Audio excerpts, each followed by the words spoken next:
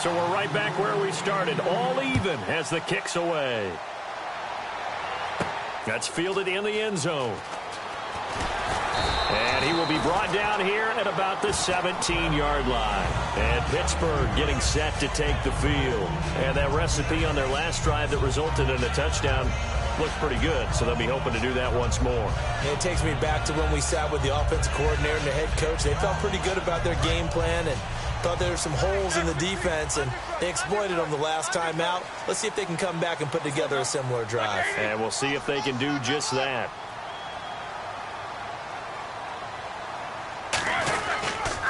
Here's the first carry for Le'Veon Bell.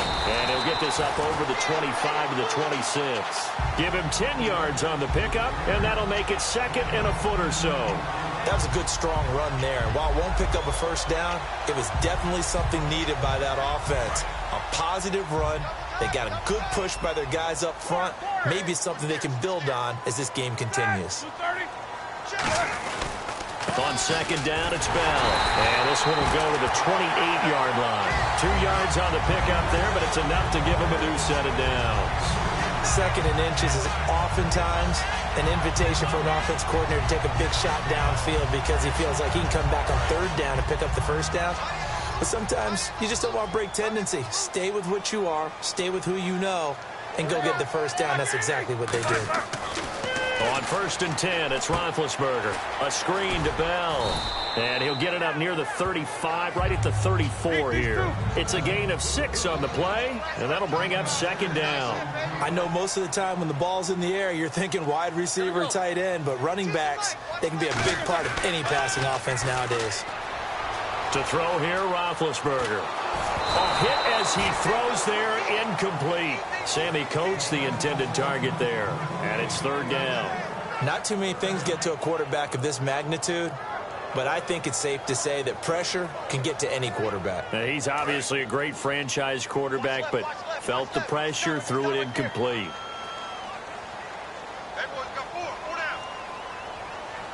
An extra defensive back in the game now here for 3rd and 4. Roethlisberger will throw. He's got him in. Complete. And that goes for a gain of 31. Back with Charles Davis, Brandon Gaudin. It's Steeler football to begin quarter number 2. And they're on the move here. They've got it 1st and 10.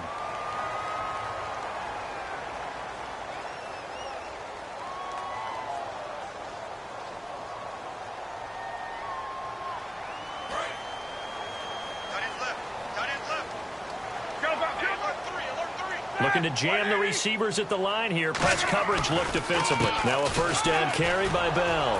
And he is met at the line of scrimmage, and he goes down right there. It's a loss of a yard there, and now second down. I believe I understand where the offense was going there. They just hit a big pass play, thought they could fool him with a run, but maybe they overthought it a little bit. Just hit a nice pass, come back with another one, keep the momentum going. Now Roethlisberger. That is caught right at the 10-yard line. A very solid gain of 27. You know, when I see passes like that, I'm reminded of something you and I talked about yesterday. Big Ben was a wide receiver the first 3 years of high school, sitting behind the coach's son. And then he finally got that opportunity. I think he's made the most of it. It's always the coach's son, isn't it? But you know where it helps him? When he looks downfield, he knows what the receivers are going to do. He actually has wide receivers' eyes when he's throwing the ball. Only a yard that time, 2nd and goal. Defensively, pretty good start there with their backs against the wall. That's a win for the Scott troops right there. And if I'm them, I get a little bolder now. They won the first battle. Keep coming after them. Put the pressure on them. It's a loss of 4. Now 3rd down. On goal-to-goal runs, when you create lost yardage plays, the only way that happens is either called pressure or what I like to call straight-ahead pursuit. A great read, and they get to the backfield and make the play. And that was a big chunk of yardage lost. Hey. Here we go. On 3rd and goal, Roethlisberger. And it's caught. It's Brown. Touchdown, Steelers. Antonio Brown, an 11-yard touchdown. And the Steelers are able to strike for 6.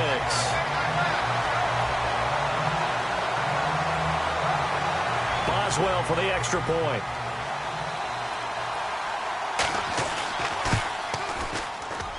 And he's got it. It's now a 14-7 ball game.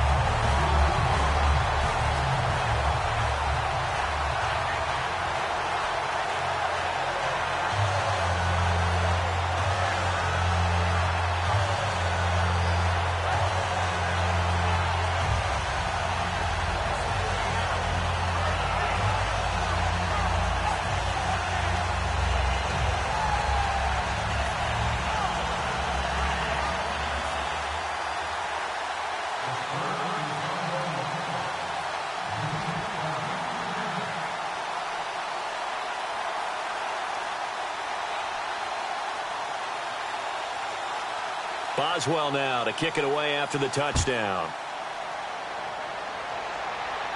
Fielded about a yard deep.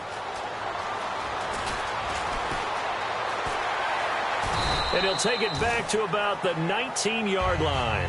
And here comes the Giants offense back out onto the field. And they're going to need another score. Got one last time, but still down here.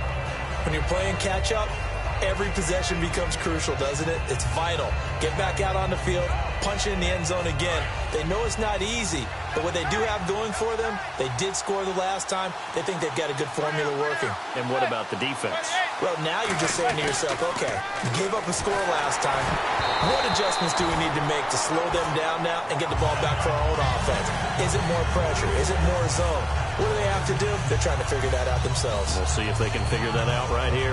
All right, partner, I want to check in on a talking point we had week one. Dark horse playoff contenders. You threw out Oakland and Jacksonville. Oakland's still looking good. But they're living up to a tie for first in the AFC West. How about Jacksonville? Really struggling right now at 2-7. I don't know what they're going to do to pump things up. But how about the NFC West? The Rams said they weren't going to be 7-9 this year. They're 4-5, but they need to make their push starting right now. And no one talked about Detroit in the preseason. Matthew Stafford and the Lions are 5-4 and ahead in the NFC North. On first down, Manning, and it's incomplete. The Pro Bowler Odell Beckham, the intended receiver, and now it's second down. It's a tried-and-true formula, and I don't think it'll change for as long as we play football. If someone's trying to throw the ball and you can put pressure on them and make it tough, that's only going to help your defense. Yeah, he's since being hurried. He got rid of it before taking the hit, but incomplete. Caught left side, it's Beckham. And taking it across midfield and inside the 45. Now it's Jennings. And they went the wrong way there. Losing yardage back at the 43-yard line. That's going to go as a loss of a yard, and it'll be second down. So now 11 yards to go for this offensive unit. It's second down. Now Manning throwing on second down. Out on the right, this is Cruz. And he's going to get this inside the 30. A good gain of 14 there, and it moves the chains. And those first downs do add up. The offense keeps the ball moving downfield and keeps their defense on the bench, giving them a chance to rest.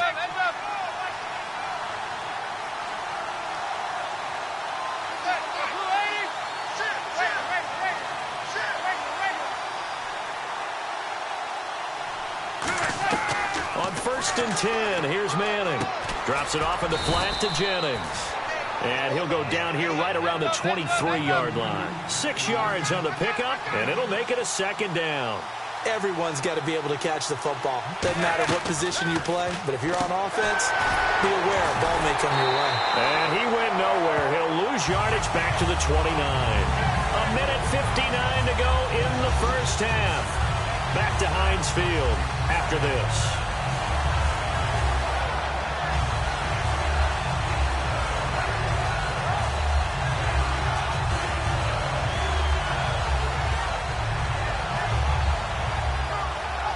Here comes the 8th play of the drive, and they need a full 10 yards on third down.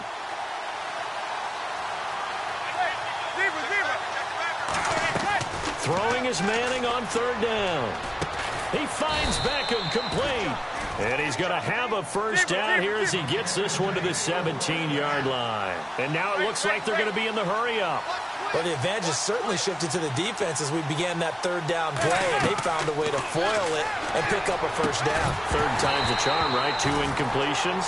Had to have it on third, and they got it. Yeah, they stuck with it, weren't daunted at all, and picked it up. So many offenses want to include their running backs into their passing offense and be able to swing the ball out or check it down to them. But sometimes those guys are just not as comfortable catching the ball as they are running it.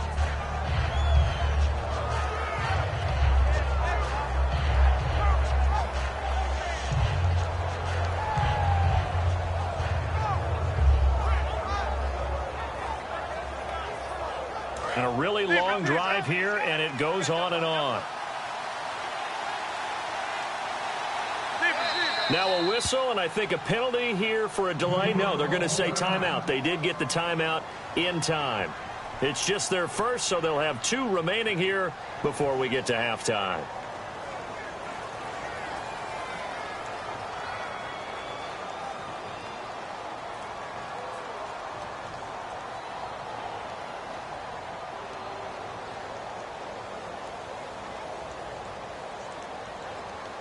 So 2nd and 10 here. They come out 5 wide. Now the Steelers put a stop to the action with a timeout defensively. It's just their first, so they'll have 2 remaining here before we get to halftime.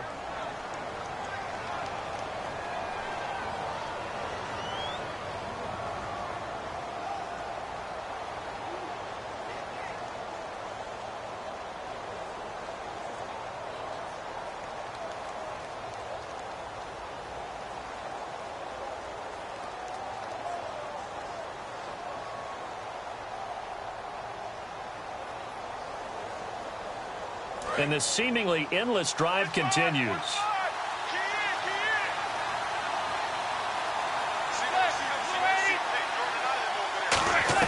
Back to the air on 2nd down. It's Manning. His throw caught right around the 6. It's a good gain of 11. Sets him up 1st and goal. And the offense moving quickly to the line. This offense is in rhythm now, just accumulating first downs and moving the ball downfield. Now Manning again. And no escaping this time as he'll go down. They got him for a sack. Ryan Shazier in there to drop him, and it'll be a loss of about 8.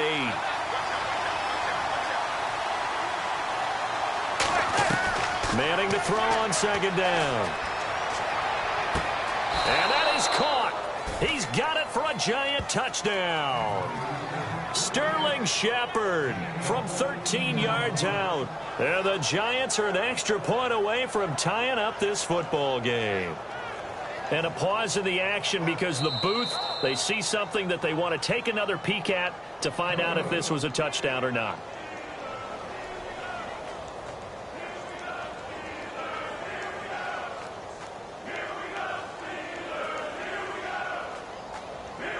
Well, just play after play after play on this long drive for the offense.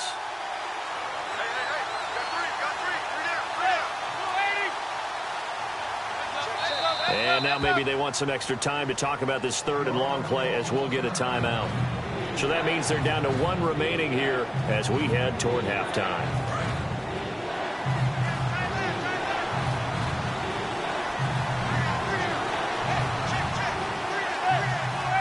And they'll send the tight end in motion here.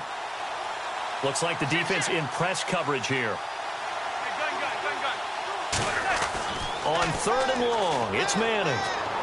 He dropped it. Couldn't hang on in the end zone. So no 6 points, incomplete. We know it's not an easy job to go out and catch passes when people are trying to tackle you and knock the ball away. But the bottom line is, that's a pass he's got to have and a pass he should have caught. And this has no chance. It's no good, well wide to the left, and this score will stay right where it is. So an empty possession there. What do you think went wrong, Charles? Well, it looked like maybe the plant leg might have given way just a little, and when that happens, guys have a tendency to pull through the ball to compensate. And in doing so, sent this one off target. They'll throw on 1st down with Roethlisberger. Finding time. He couldn't quite hold it. Got hit. Ball pops out. Incomplete. Okay, that incompletion gives me a chance to get your thoughts on Cleveland. Is there a win on that schedule for the Browns? I think that there is, because I just don't see this team as an 0-16 team. There is talent there. Obviously, Joe Thomas at left tackle and Joe Hayden at corner. I mean, they've got some players on the squad. But the bottom line is, when you have this bad momentum going, how do you reverse it? You know the game I'm identifying? San Diego coming to Cleveland Christmas Eve. Long trip, warm weather team going into the cold of Cleveland. That could be the one. Big game in Week 10 for Brown, 154 yards, 14 receptions, and a touchdown. It's also looked like they're using him somewhat as an extension of their running game. Right? A lot of screens, quick passes to him, and that's what you have to do. Get the ball in the hands of a player like Antonio Brown and let them create downfield. It usually works out pretty well for you and your offense. Boy, he came in off the edge so quickly there. Look out, because that's exactly what it was being shouted by the offensive lineman to his quarterback, because he had no chance to block him.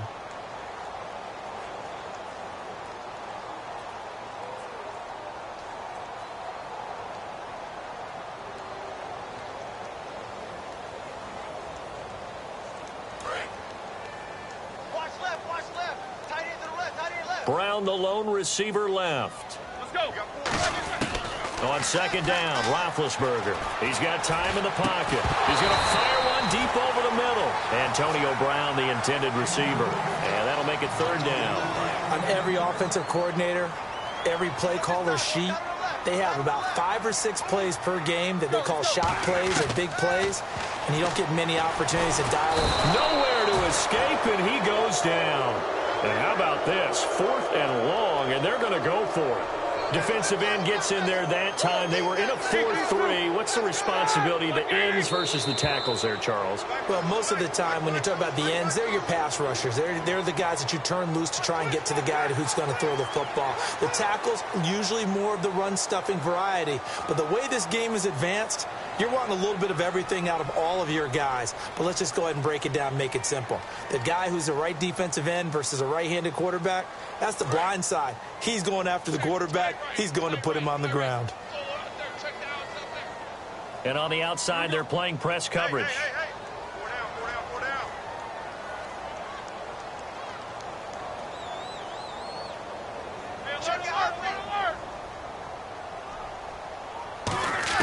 Here we go on 4th down with Roethlisberger. And they hit him as he throws, as this one's going to go straight down to the turf. Incomplete. And New York set to take the field. And with great field position here, chance for some points before the break. That's prime real estate. Just have to decide how they want to try and take their shot to try and put those points on the board.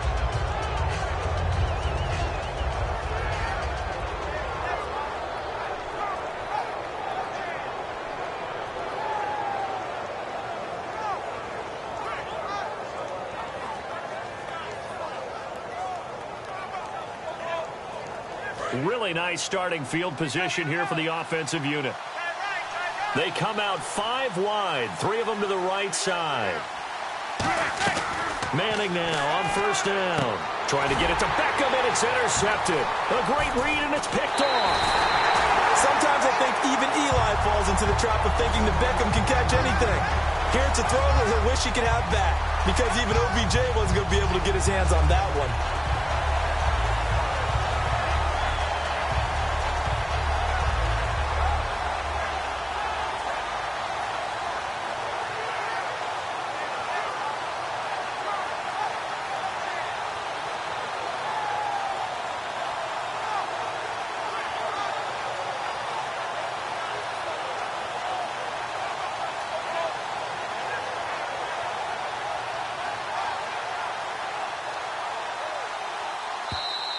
Play clock down to 0, and this is not the way to start a drive.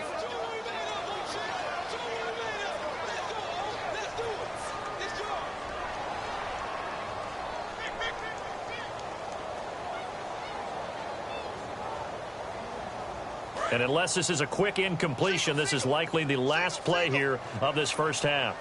They come up with one running back. That's Bell.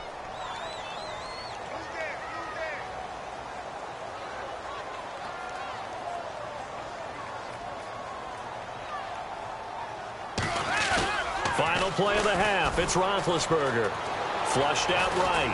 On the run, he'll let this go deep right side. And this one is in. And Larry apparently very brief in his report. Thanks anyway, my man, as we're already set for action. Gold now out to kick it away.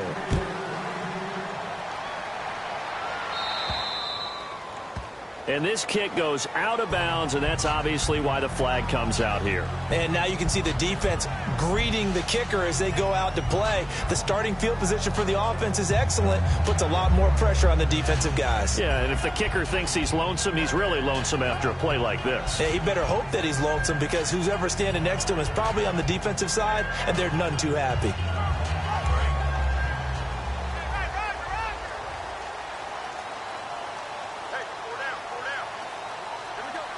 Looking to jam the receivers at the line here. Press coverage look defensively. They'll need to get the play off quickly.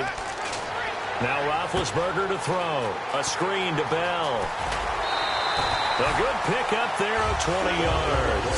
Well, that was a beautifully executed screen pass. They let the rushers get upfield and get the escorts in front, meaning the offensive linemen, other blockers out in front. Completed the pass beautifully. So now you've got all that open space. The big guys leading the way.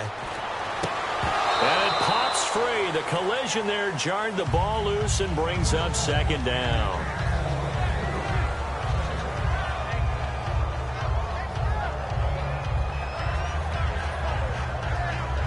So the incomplete pass brings up second down. They come up in an offset eye. Now it's Roethlisberger. Goes underneath for Bell. And they'll be inside the 35 now at the 34-yard line. Well, clearly one of his advantages as a passer is his height. Sit back in the pocket, fired over the middle. That makes things tougher defensively, doesn't it? It really does, because your goal is to move the quarterback off his initial spot when he gets his drop back completed. But when you have that type of height, he can stay in there if he's willing to take the hits and just fire over the top, which saves him time and actually completes a play a little bit quicker than it normally does for a quarterback who has to slide and find open space to throw. They get 9 out of that one, and as a result, the drive continues. And Brandon, from our time in college football, where receivers weren't running the traditional NFL route tree, one thing they did learn: find open areas, find soft spots, and set up and catch the ball. And I think we just saw that there. Yeah, we saw that indeed, picking up the first. A loss of a full 3 yards, and now it's second down. Second down, offense behind the sticks here. 2nd and 13. They come out here in the eye. They'll go again with Bell. And he's going to be met at the line of scrimmage and taken down. Calling no gain there, and now they're looking at a 3rd and 13. Well, that was better than the first go-around when he lost yardage, but still nothing there, and that sets up a 3rd and long. Tough spot here. Put it mildly. Sometimes I wonder if some of that old-school football should come back into play. You know what I would think here? Quick kick. Try and change field position, help out your team.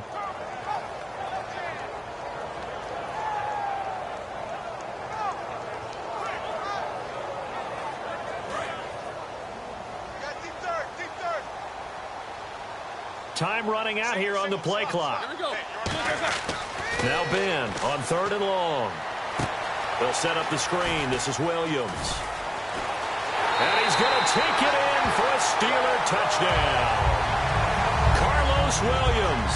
He scored on the ground and through the air. And the Steelers find a way to stretch their lead. There are several elements to a well-executed screen pass. This one resulted in a touchdown. It had all of those elements. Hey, you're so right, because you really need the rush to almost get to the quarterback, almost get to the passer. Then you've got to get the ball thrown perfectly, whether it's to the running back, the wide receiver, whoever the screen guy is. And, of course, the blocking has to form in front to get him downfield for the touchdown. And he's able to get it across the 20, but not by much, as he's marked down at the 21-yard line. Here's the Giants offense now getting set to start the 3rd quarter. They're down in this game. A chance for the offense, though, to put something on the board, get some momentum here in half 2. Try and get things kick-started for them. And you know at the half they discussed how they were going to get that done. This is where scripting comes into play a lot of the time. How many plays do you script coming out of the second half? Most of the time in the first half, you're scripting 12 to 16. I think in the second half, you're really scripting more like 8 to 10. Kind of a starter or an opener, whatever terminology they use. Just something to get you off to a quick start. I do have to admit, I like it when it all comes together. When the top part, catching the football, right? Whether you're catching it with your hands or cradling it, comes together with the legs, in this case the feet, doing a little toe tap to stay in bounds and complete the catch. And a great job by our crew on the camera shot. Love when you see the grass or on the field turf, those rubber pellets flying up. Great catch. Well, Charles, we had one of the best innings, if not the best of the season in Week 10. Will Parks of the Broncos returning that block kick down the sideline. White cleat, white sideline. Did he step out? Hard to tell. Before I even get to that answer, you know what it reminds me of? A hockey player told me a long time ago, you never wrap your stick with white tape, because then the goalie can find the puck a lot easier. Wrap it with black tape to try and hide it a little bit. We're talking about a white shoe on a white sideline. Hard to tell whether he did or didn't. And since the call on the field was he didn't, it had to stand. So that made it really work out well. So if you're going to play, white cleats might be the way to go. The Steelers offense now, they head back onto the field. And that last drive, a long drive, but not just that. They had a great air attack going. Do they stick with that? I would think that they would, because if they were confident enough to do it on the last drive, starting backed up in their own territory, why would you change anything? They've got to be confident about what they're presenting and continue to do so. Because the secondary, they really look clueless. And that was amazing because that drive went and went, no adjustments and no big plays by the defense to knock the ball away. They go play action here on first down. Backing up. Now he's going to throw it back deep. He rifles one that's intercepted. A great read, and it's picked off. And a big turnover there as his guys will get the football back. The Giants offense now, they get ready to head back on the field. And following the interception, we'll see what they can put together on this drive. I can hear my old college coach right now. He always used to tell us before every game, the team making the fewest mistakes will win. What they're hoping is that that last mistake is their only one of the game. Coaches, that's all they talk about, turnovers, right? Minimizing those and maximizing opportunities.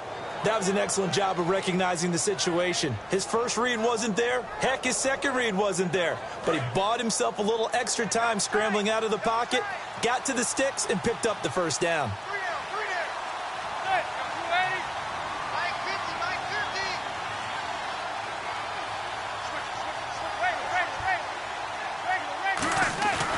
First and 10. Here's Manning. The left side throw complete to Adams. And 15 yards there on the catch and run. Obviously, this has not been a banner game throwing the football. So what you got to do, you got to kind of down focus, don't you think? Find the tight end, take some easier completions. The interception last drive. There he hits the reliable target. Hits his target, the tight end, Will Tye. And give him 15 more, and it's another first down. Looking to speed things up here, going with some tempo. Quick pass play there on the slant. Charles works out well for the offense. The offense loves it. The defender hates it. Hard to get through the body of the receiver to get to the football trying to cover a slant. And he's going to be out of bounds down around the 35-yard line. And a pretty simple completion there underneath, but a successful one for the offense. Partner, it doesn't have to be the big shots downfield all the time. Having that safety net underneath is a great thing for a quarterback. He got maybe a half yard at most, but officially they'll be left with a 3rd and 2. Nice job there defensively to clamp down because really they've been on their heels this drive. Agreed, and they really needed that one for confidence, just to feel a little bit better. But I don't know if I would be daunted by them stopping me on one run. This drive has gone pretty well. I could come right back at him. And he's got his man, Donnell. It's a gain of 4, and it gives him the first. Back now in Pittsburgh. It's the Giants with possession of the football, but needing points as we start quarter number 4.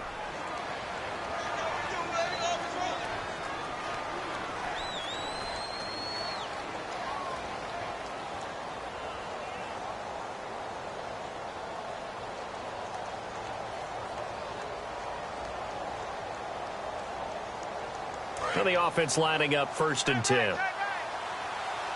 The defensive line disperses a little bit here, maybe expecting a pass. Manning now on 1st down. It's a short one here, complete to the tight end. It'll be a gain of 8 yards, and that'll make it second down. Seeing that play and understanding just how tough it is to cover tight ends, especially the ones running around the NFL nowadays, makes me glad I didn't make it in that league. I would have had a really difficult time. But now you get to sit up here with me. Yeah, and that's fun, isn't it? And what a really nice game right there on first down for them. Brings up a nice second down for them.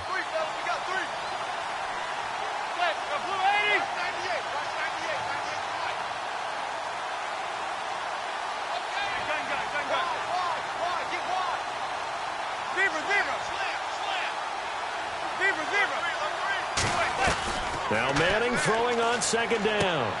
It's a short one here, complete to his tight end. They'll get nothing out of that one, and it's going to lead to a third down. Got to give credit where it's due. Really nice defense on that play. The pitch and catch was successful, but not any run after it. The 8th play of the drive coming up. It's 3rd and 3.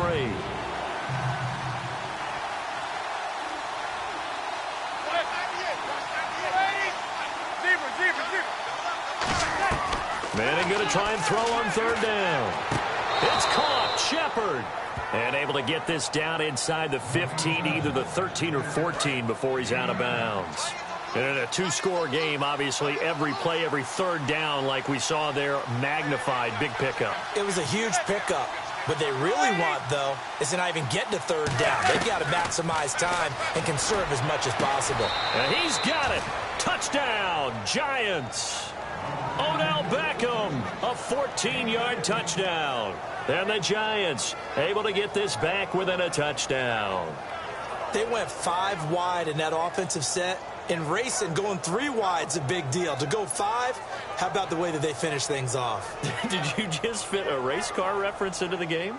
Zoom, zoom. How about the way that you play? When you go 5 wide, that means you're going fast now. Zoom, zoom indeed. And it's good. The deficit 6, 20-14.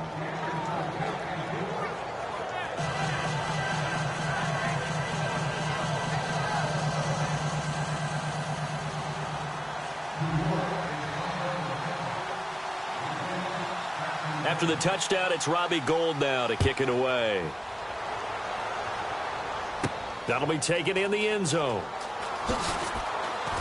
And he probably should have stayed in the end zone as he'll muster a return up to only the 14-yard line. And Pittsburgh getting set to take the field. Well, conventional football 101, tells us if you don't get it back to the 20-yard line on a kickoff return, that's a disappointment. But some of these team special teams coaches, with approval by the head coach, they give them full authority to go ahead and bring it out and try to be aggressive. Almost what we call the green light, red light theory. Green light means go, red light means stop. Looks like he had green on that play. Brown, the lone receiver, left. On second down, Roethlisberger. Deep drop. Over the middle here to Brown. And he's brought down. And the play goes for 19 yards. Gives him a new set of downs. And a good quarterback facing zone coverage. If he has just a little bit of time to survey the scene, that's what's going to happen. No doubt about it. If there's no pressure, he's going to continue to pick them apart because he'll have all that time to find someone open downfield. You can only cover for so long. So maybe they want to go to a zone blitz scheme, get a little bit more pressure. Remember when Carolina did that against Denver? They lost the game ultimately. They dropped the defensive end out, and he ended up with an interception in that game in Super Bowl 50. Maybe some sort of scheme like that to try and get more pressure at the passer. Rush coming, and he's taken down. Jonathan Casillas from his outside linebacker spot. He gets him down here for a loss of 4. Defense has set themselves up nicely. 3rd and 10 now.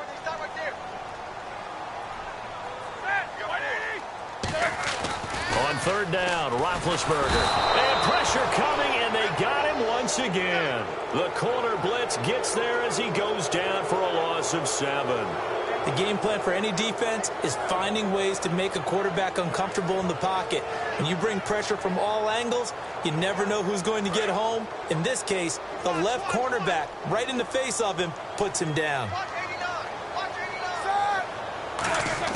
The Steelers will go. It's Roethlisberger. And that is incomplete. Boy, look looked like he had it and dropped it. And the Giants are going to take over in great field position. And now out come the Giants. And they're hoping to capture some of that magic they had last time out when they were able to put together a scoring drive. But they're still down here, Charles. Not the major concern, though, because of what you talked about. They scored the last time out. They feel good about themselves. They feel like their game plan is now in effect. They know how to attack and what plays they want to put together. But they've got to keep it moving in the right direction because, as you did note, they are down on the scoreboard. Time starting to run out here in the fourth. Now the Steelers put a stop to the action with a timeout defensively. It's just their first. They'll be down to 2 remaining as we step aside here in the fourth quarter.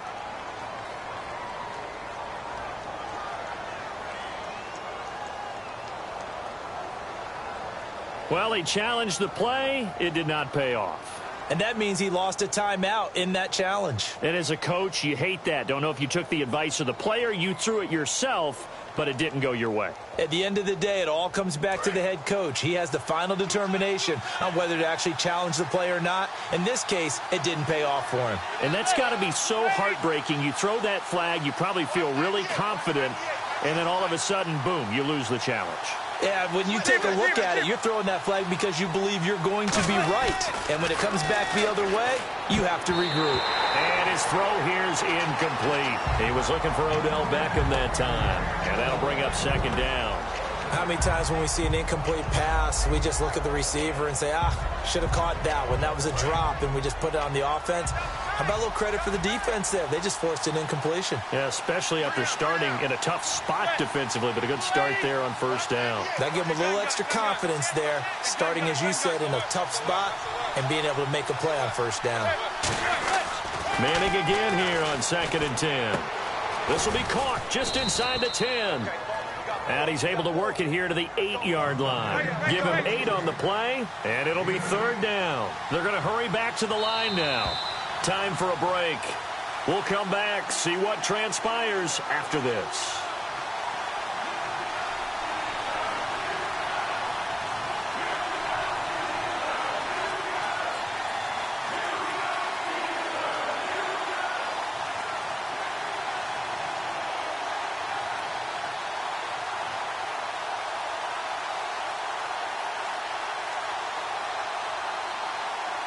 And if the defense can hold here, this ball game is over.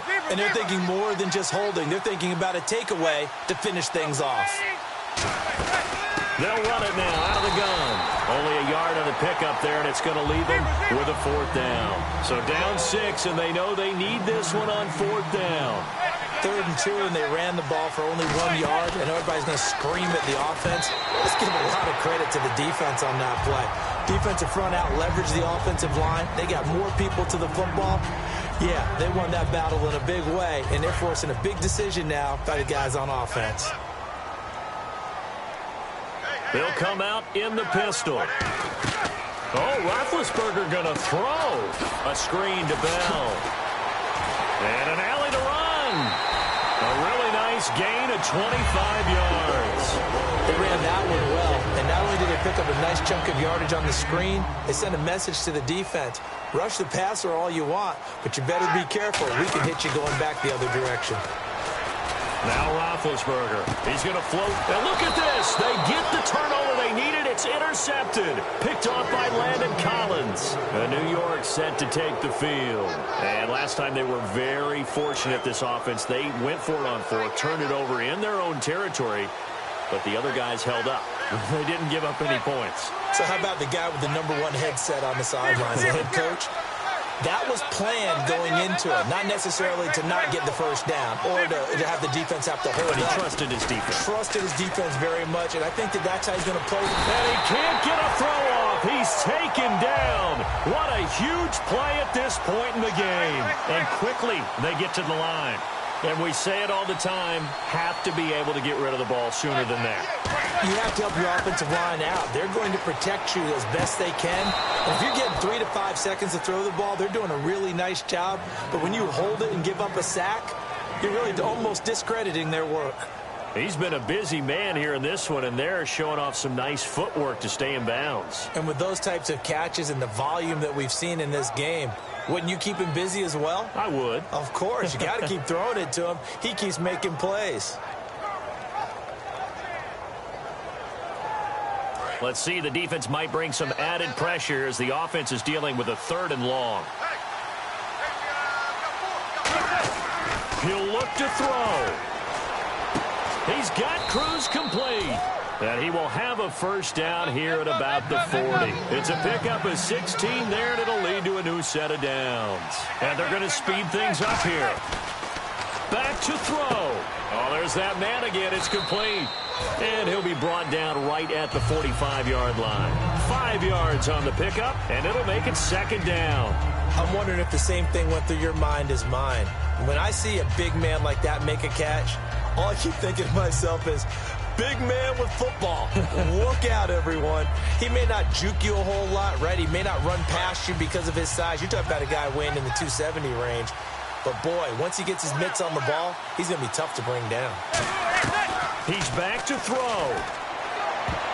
And his throw's going to be incomplete. They were trying to get it there to Sterling Shepard, and it's 3rd and 5. Let's give some credit to the defensive guys on that play. Able to bat that one away. Sure looked like they were trying to hit the corner route.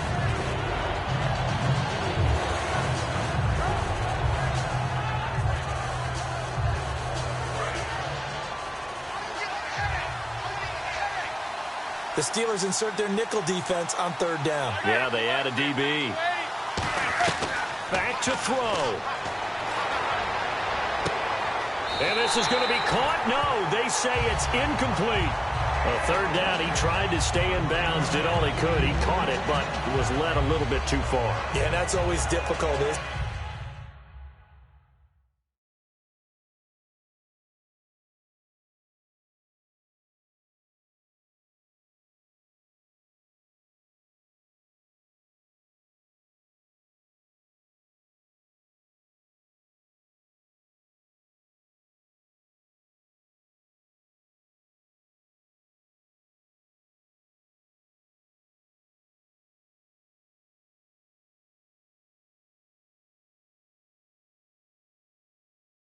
Isn't it? Because you know half of your body is trying to stay behind while the other half is reaching out trying to catch the football. The top half worked. It was the bottom half that was in question.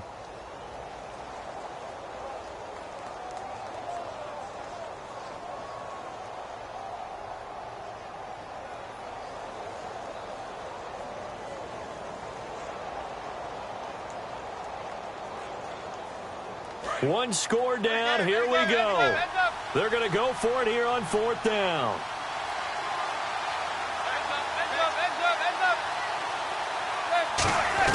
Now Manning, gotta have this one. And no, it's incomplete. They had to go for it with such little time remaining, and the Steelers are close to finishing off this football game. Out comes the Steeler offense now, ready to see what they can do here. They have the lead, still a one-possession game, but the defense got to stop. They've got the football now, just salted away, right? Exactly. That's all the defense is counting on from their offense. They did their job in a big way.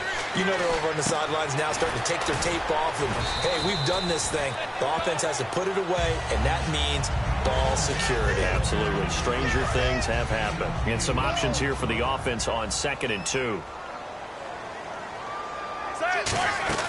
They'll run it now out of the gun. And this has been a recurring theme tonight for sure. Nowhere to run. Back to the line of scrimmage, that's all. Well, on that play, the expression, don't blink, you might miss something, certainly applied. That was fast. Defense diagnosed the play, and it was over in a heartbeat. Let's see if they can convert here on 3rd and 3. Brown, the lone receiver left. Looks like the defense in press coverage here. Surveying the field. And he'll be hit as he releases it, and that'll fall incomplete. 3rd down is the down. Both sides know they absolutely have to win. And the name of the game for the defense is pressure on the quarterback. But pressure on the quarterback with contact, that's how you end up winning it. And here's a big one now. Trying to hold this lead. They're going to go for it here on 4th down. They come out here in the eye. They're going on 4th down. It's Roethlisberger. And able to find Green. And he will have a first down at about the 21-yard line. a timeout by the offense. That'll be their third and final stoppage here as we step aside.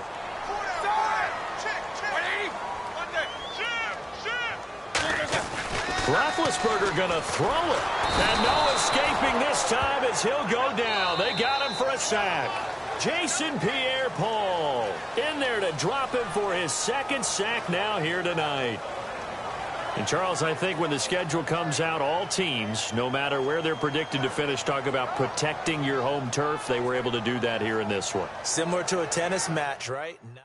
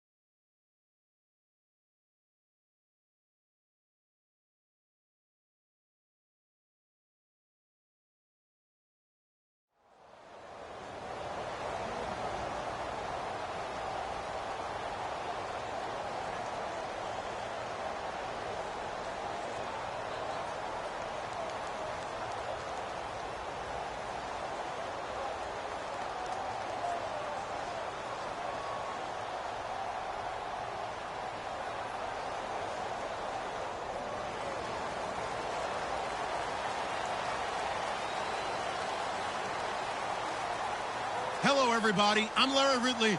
You're tuned in to the NFL on EA Sports.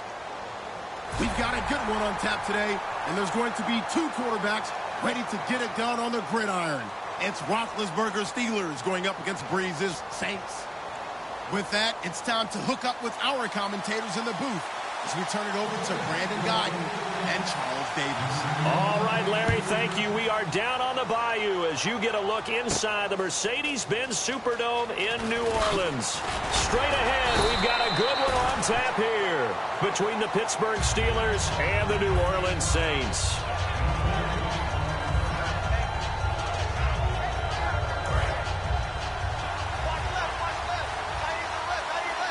They come out here in the eye. Now the first carry for Le'Veon Bell. Just a yard on the pickup there, and it'll bring up a 2nd and 9. Offensive starters time. Electric is certainly a word that comes to mind when you talk about Le'Veon Bell. Love the way that he reshaped his body coming out of college. A bigger, thicker runner while he was at Michigan State.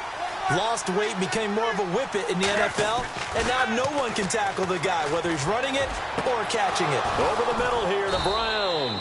And he'll be taken down, but not before he gets into enemy territory. There's no doubt about it. That's just one of the best connections in the league.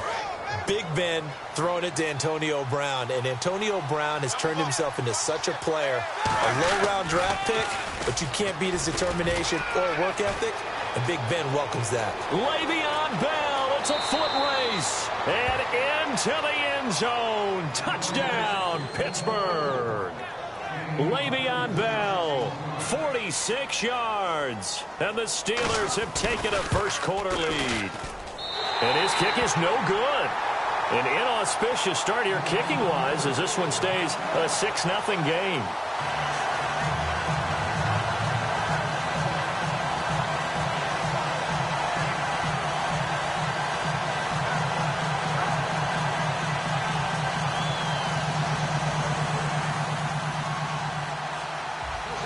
Boswell now to kick it away after the touchdown. This fielded a few yards into the end zone. And he'll wind up about 4 yards shy of where he would have been if he'd taken a knee, as they'll start at the 21-yard line.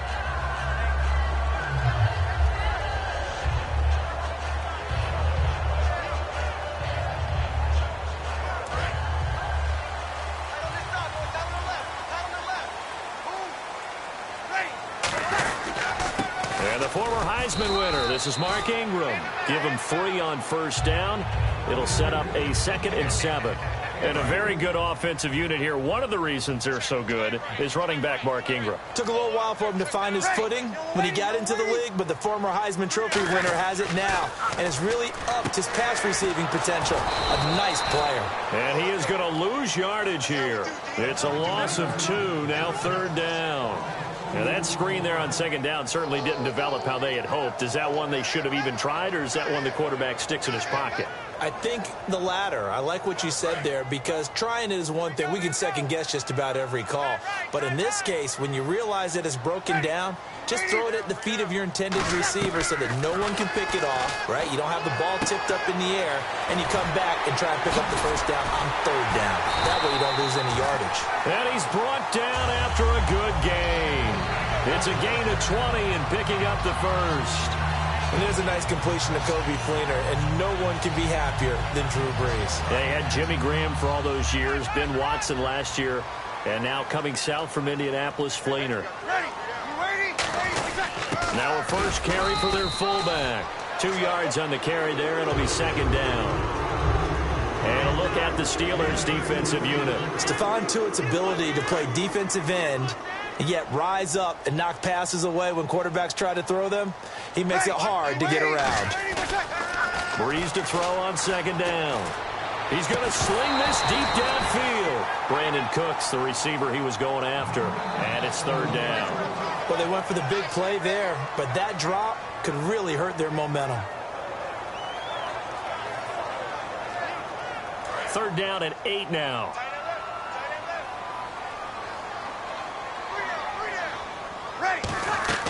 Now Breeze on 3rd down. It's complete to Fleener. And he's brought down after a good gain. And they pick up 25 as they convert on 3rd. And there's another completion to the tight end. And let's face it, it is hard to overthrow a 6'6" target. It is indeed.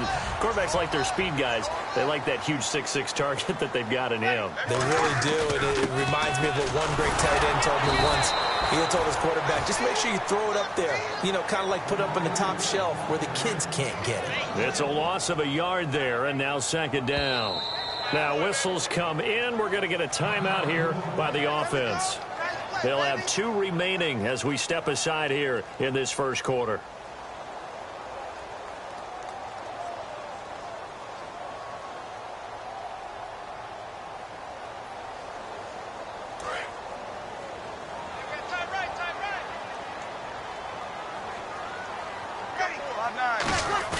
Now Breeze throwing on second down. He's got time. And this is taken in at the 5. Tough game for Thomas in that loss to Denver. 2 fumbles lost. 4 catches, 40 yards. You always have to keep an eye on young guys when you have games like this because they're so used to having success and really dominating people. Then they hit the NFL, and it's not quite as easy. He's having a nice rookie year, but these 2 fumbles, he's got to bounce back from them. I believe he will. Oh, incomplete. The rookie had it and lost it there, and it'll be second down. Well, he did almost everything right. Excellent coverage, breaks on the football, just unable to haul it in and take it the other way. So he dropped an interception. The key for him now, don't dwell on it. Just move on to the next play.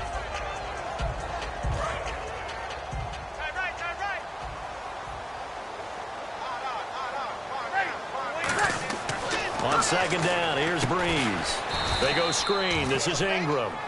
It goes as a loss of 6. And now third down. Time to give a little credit here. That was an excellent read by the guys on the defensive side of the ball. Oh, you're crediting your defense. Got to credit them on that one because they tried to fool them, right? Tried to trick them. Ran a screen, and they went to it and smothered it for a loss of yardage. Oh, long drive. The defense just cannot seem to catch a break and get off the field. Breeze now on 3rd and goal. And he's got it. Touchdown, Saints. Their dangerous wide receiver from 10 yards out. And the Saints, if they convert the extra point, they'll have the lead. Precision, precision, precision. That's the definition of it right there. Great pass, great catch for the score. Yeah, people talk about arm strength all the time. Well, if you're not precise and you're not accurate, the arm strength really doesn't matter. We saw a little bit of everything with that throw. And his kick is right through.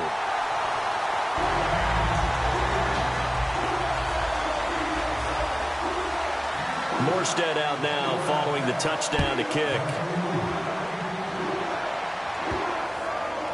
This will be fielded on the back line of the end zone. And now out come the Steelers. And they were able to punch it in the end zone last time. They'll be looking to do that again here for the defense. Obviously, they'll be looking to stop them from punching it back in the end zone. It always is punch-counter-punch, isn't it? And which team has the advantage? Well, let's just go back. Last time on offense, they rolled downfield, got into a good rhythm. You can see a little more bounce in and out of the huddle. You can see the sideline really get into the game. So defensively, you're thinking to yourself, how do we take that away from them? How do we get the advantage back? Let's see what they come up with. I think pressure is always the first way to go. You love pressure. I love it. We'll see if they dial it up this drive.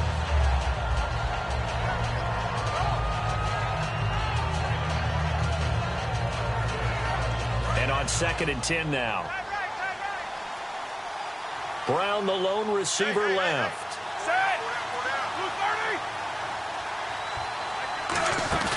A fake to Bell. Now it's Roethlisberger. Finding time. He's going to take another shot here. And he's unable to grab it. Thought he might have had position. Couldn't hold on. 3rd down.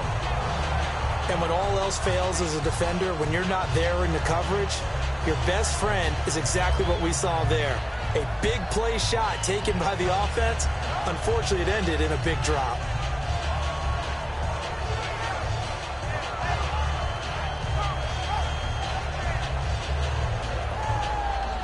Incomplete pass on 2nd down. Let's see what the offense draws up here on 3rd. Play clock winding down. They go play action now. Roethlisberger. And the Saints pressure gets him. Brought down for a sack. Sheldon Rankins in there to get him for a loss of 9, and that'll lead to 4th down.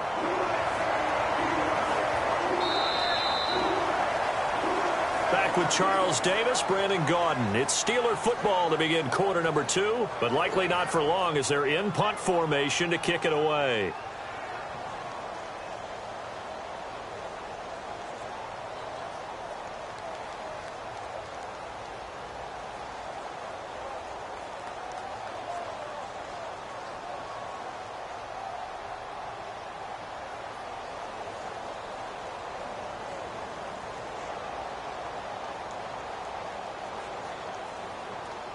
Roethlisberger will stay out there, and they're going to go for it on 4th. Here we go on 4th down with Roethlisberger. He's got time in the pocket. And got his man complete. A big connection on that one. 35 yards. And they pick up the 1st down on a 4th down play. I don't know if the defense relaxed because they thought maybe they'd stopped them on 3rd down or if they just didn't protect the sticks very well. But, boy, that's a big-time pickup right there. So after that big play, let's see if they can catch their defense maybe on their heels. Now Roethlisberger on 1st down. A screen to Bell. And he'll be brought down at the 48-yard line. They'll give him a yard on the play, and it's a 2nd down. In order for a screen pass to break big, a lot of things have to come together and be well executed. But all it takes is one small thing to go wrong and keep it from being a big gain. No gain on that one, and it's going to bring up a 3rd down. Now, the old pass completion for no gain, not something you want to call up out of the playbook too often. Yeah, most offensive coordinators don't have that on their play sheet, so they've got to go back and scramble after this one. But right now, with what they're telling receivers about making sure you take care of the ball in open field, sometimes the fighting for extra yardage doesn't come as a result. That and good tackling can lead to no yards gained. They'll throw on 1st down with Roethlisberger. He couldn't quite hold it. Got hit. Ball pops out. Incomplete. It looked like they had something there, but I think that he was thinking about running with the football before he actually hauled it in, and that led to a big drop.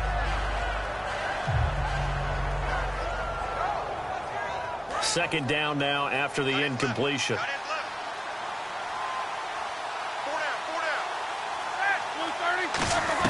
2nd and 10 now. It's Roethlisberger. Over the middle here to Brown. And he's brought down. That one good for 16, and the drive will continue. And that's one of his advantages of a passer, is it not? With his height, setting back there in the pocket. And the Saints signal for another timeout. That's their 2nd, so they'll have 1 remaining here in this 2nd quarter. We'll be right back. And the coach has decided to challenge this play. He has tossed down the red flag.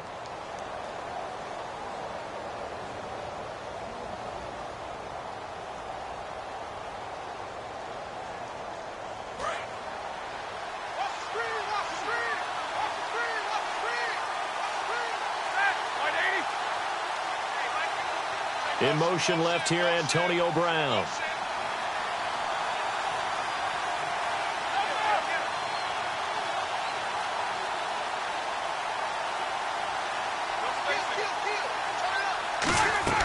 Throwing now, Roethlisberger on 1st down. Trying for Brown, and it's intercepted. Delvin Breaux with a pick. And a big turnover there as his guys will get the football back. Out onto the field comes New Orleans. Good drive last time. Really effective passing the football. Do you maybe mix it up, now go to the ground game and surprise the defense a little bit? I would anticipate the defense making some changes, but I wouldn't necessarily just absolutely go in the opposite direction. They're doing so well throwing the ball. Yeah, why I wouldn't change it up until they showed me a reason to do so. I don't know about you, but for me, it's always nice to see a little bit of redemption for a player. And Mark Ingram had a little bit of a fumbling issue earlier this year, got benched in a game against Seattle, and he's bounced back big since then. He had just 50 yards, but on 11 carries, so good yards per carry in Week 10. But Week 9, we talked about it last week, he was explosive, 158 and a touchdown. Message received.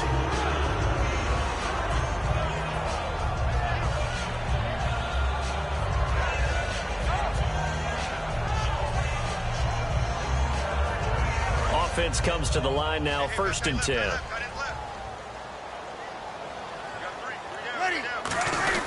A give to the fullback on the dive. And now they're going to get him down right at the line of scrimmage. Call it no gain on the play, and it'll be 2nd down.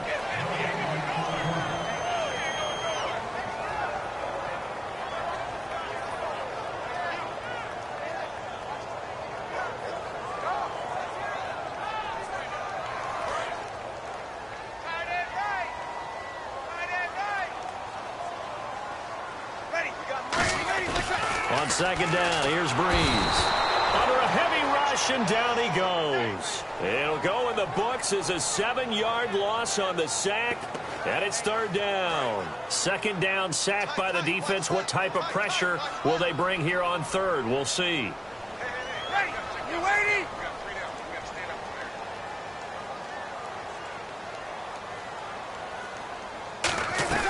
On 3rd and long, it's Breeze.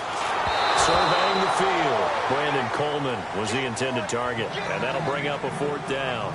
Putting pressure on the guy throwing the football is always good, but when you can couple that with contact on him that leads to an incompletion, as we just saw there, that's winning football.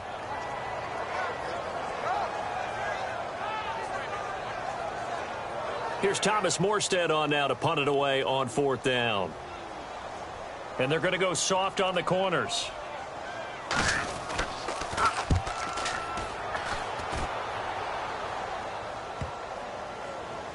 And they'll let this one go right on the outskirts of the 10. Now down it at the 11-yard line. Now the Steelers offense gets ready to get back onto the field. And they had a nice little drive going last time. Threw the interception in the red zone. Costly. Bad enough to throw it anywhere, but that drives coaches insane when they're thinking about, hey, we got a shot at points already. We're already in a spot where you're thinking you got 3 on the board for sure, and to come away with nothing, that's a really tough one for them to swallow. Yeah, will they make up for it? Trying to shake off the interception. He'll look to throw. And this one caught by Coates. And they'll bring him down here right around the 17-yard line. 2 minutes remain here in the first half. We're back to New Orleans after this.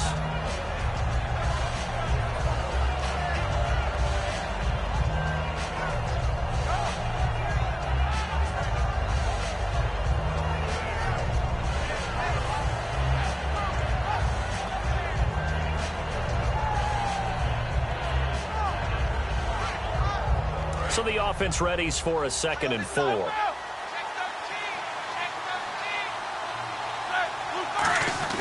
On 2nd down, Roethlisberger. And the hit jarred loose. It's incomplete. And there's a good opportunity to just want to ride there. A drop pass. I guess that's why they call them running backs and not catching backs.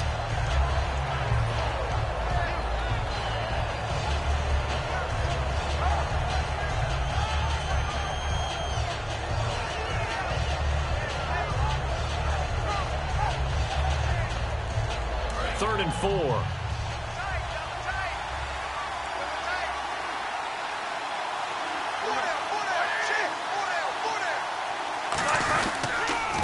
First carry for the former Florida State man. It's Carlos Williams. That'll make it 4th down after a loss of 1. And the offense there, the O-line, everybody really on offense, they were just manhandled at the point of attack. Yeah, you could pretty much call them all out, couldn't you? Almost by name, right? That was a very tough sequence for the offensive line. But how about that defensive front creating a new line of scrimmage and creating a lost yardage possibility?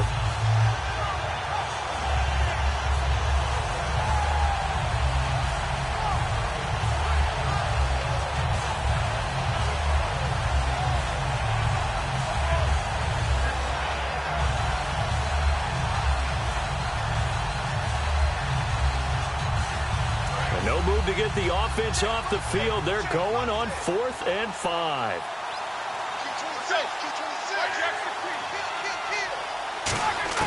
There we go on 4th down with Roethlisberger. And he's going to be brought down. Back at his own 6-yard line. Sheldon Rankins coming up the middle. Gets him there for a loss of about 9.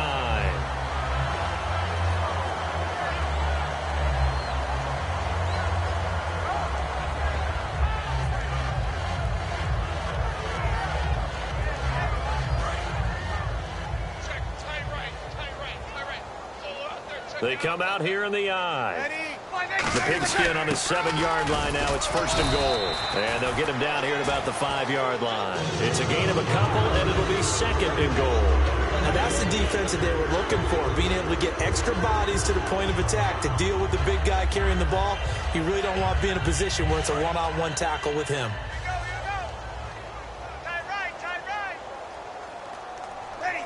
Second and goal from the 5. Back to the ground, this time with Ingram. And he'll keep working toward that end zone as he's down to about the 2-yard line.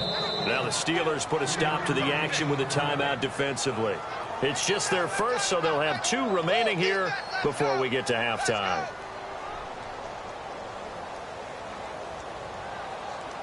Stonewalled on 2nd down. Now let's see what they can do on 3rd and goal from the 2. Ready? You waiting? Mike's 50. And they'll let their fullback try and push the pile. And this will result in him losing yardage. And the Steelers signal for another timeout. So that means they're down to 1 remaining here as we head toward halftime.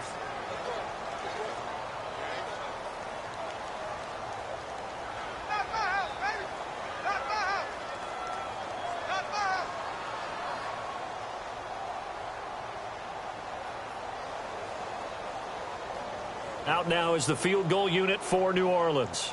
From the right hash here, should be an easy one. And he missed it. It's no good. And this score will stay right where it is. So a bullet dodge there defensively. They surrender excellent field position on the kick return, but it winds up not costing them a thing. And that's a tough sequence of events from an offensive perspective. The inability to get first downs leads to the field goal try. And the inability to cash that in leads to nothing on the scoreboard.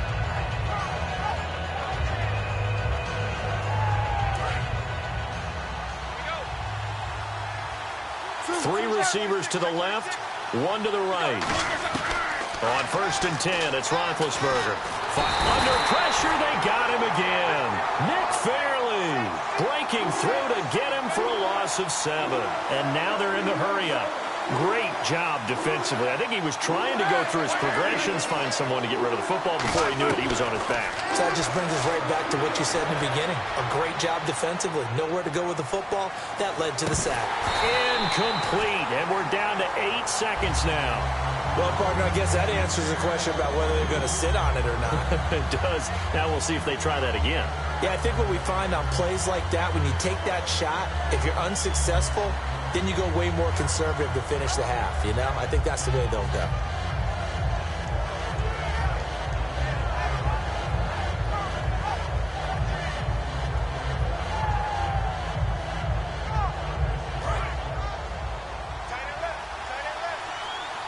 Brown, the lone receiver left. Now Ben on 3rd and long. He's got time in the pocket. And he takes a shot on the release as this will be incomplete. Well, they've had a pretty frustrating first half here offensively and then just continued there with that incompletion. Yeah, definitely frustrating for them, but heartening for the other guys. Those stop troops, they're enjoying things right now because they've made it very difficult for them throughout the half.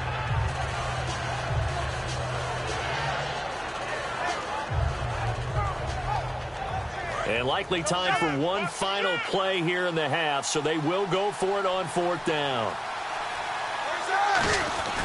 Final play of the half. It's Roethlisberger surveying the field. He's going to air one out. Trying for Brown, and it's intercepted. Picked up by the safety, Jarris Byrd. And he will be brought down as time is now run out on this first half of action. Time for a break. We've hit halftime. 2 quarters down. 2 still remain. We step aside. This is the NFL on EA Sports.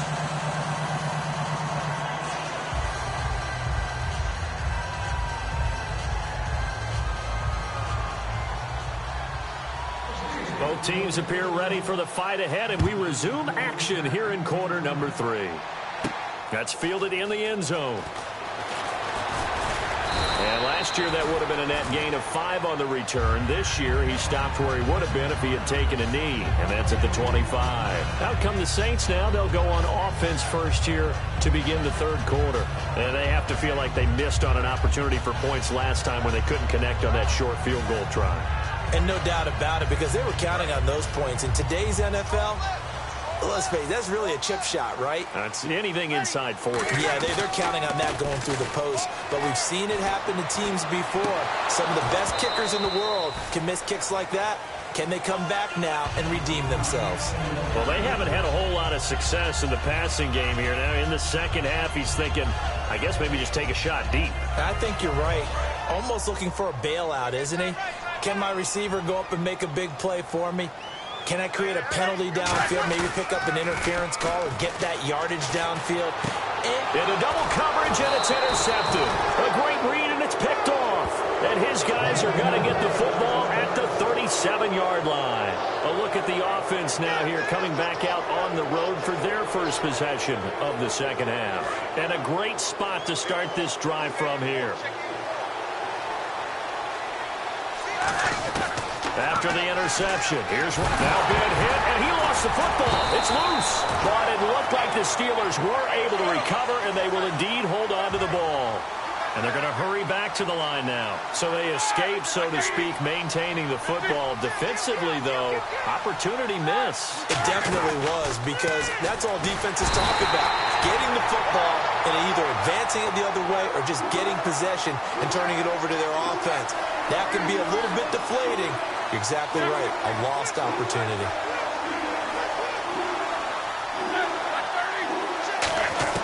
From midfield now, here's Roethlisberger. He's going to loft one deep left side here. Oh, this is taken in. It's complete. And he's in. Touchdown, Steelers. Martavis Bryant, 50 yards. And the Steelers are going to retake the lead.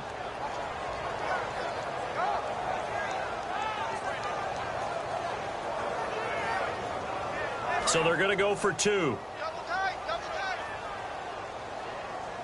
You got 4. You got 4. Hurry up. Hey, watch it, watch it. Go, go, Now go, they'll go, send go, a go. tight end in motion left. They'll try and run it in with Bell. And this play is going nowhere fast as he goes down.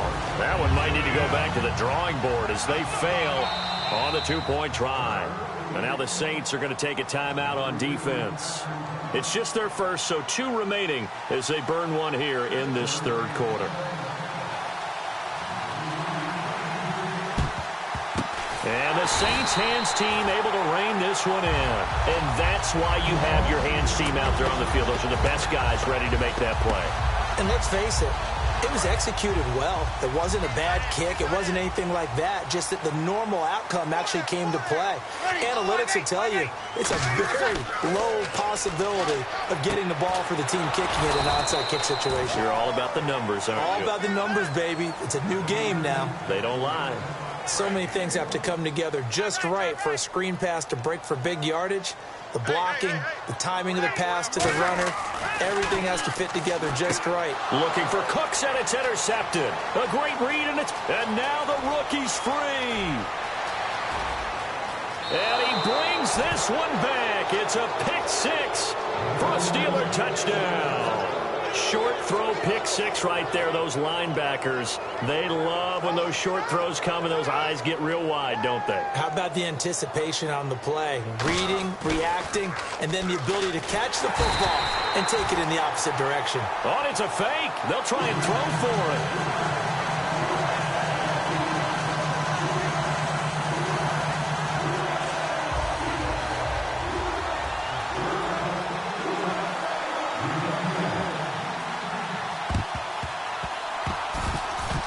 I think they got it. Yes, the Steelers have it. Well, they just scored, they got the lead, and they decide to keep their foot on the accelerator, so to speak. Scouting, scouting, scouting. They had to have seen something in their preparation for this game that told them in this situation, if they get the look they like, let's go ahead and go for it anyway. They like being bold. Come on, let's go. They start the drive on the ground. It's Williams. And he'll take this one up close to about the 45. A gain of 3, second down. In my book, that's running the ball well, but with intelligence. How about him keeping the clock moving, staying in bounds? Yeah, even though it's the third quarter, you're thinking ahead, aren't you? This is where your running game can really help you with a lead in the second half. I agree totally. It's not just end-of-the-half situations that you worry about the clock. It's throughout the game. And with a lead, stay in bounds. Make them fight harder to try and catch you. A good pickup there, a 22.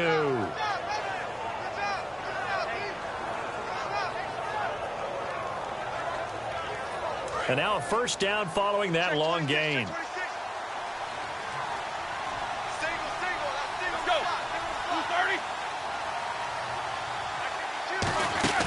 Now a play fake here on first down. And no escaping this time as he'll go down. They got him for a sack. And now it looks like they're going to be in the hurry-up. Well, they were coming out of the 4-3 defensively. Pressure coming off that right side from the DN. And that's the blind side of most quarterbacks. If you're right-handed, that's the side you don't see quite as well. And that's why you rely on your left tackle, maybe your highest-paid offensive lineman, to take care of you. In this situation, that didn't happen. A great job pulling that one in from a guy, as we know, who can really blaze. He's got a lot of speed. And that speed can work for him. And it's caught. It's Brown. Touchdown, Steelers. Antonio Brown, a 20-yard touchdown. And the Steelers are going to add on to their lead.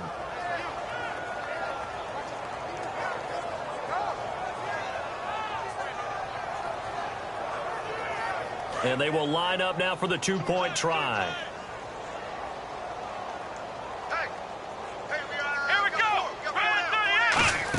They'll run for it with Toussaint. And he's going to be hit and taken down in the backfield. Just nowhere to run that time. And the try for 2 is snuffed out.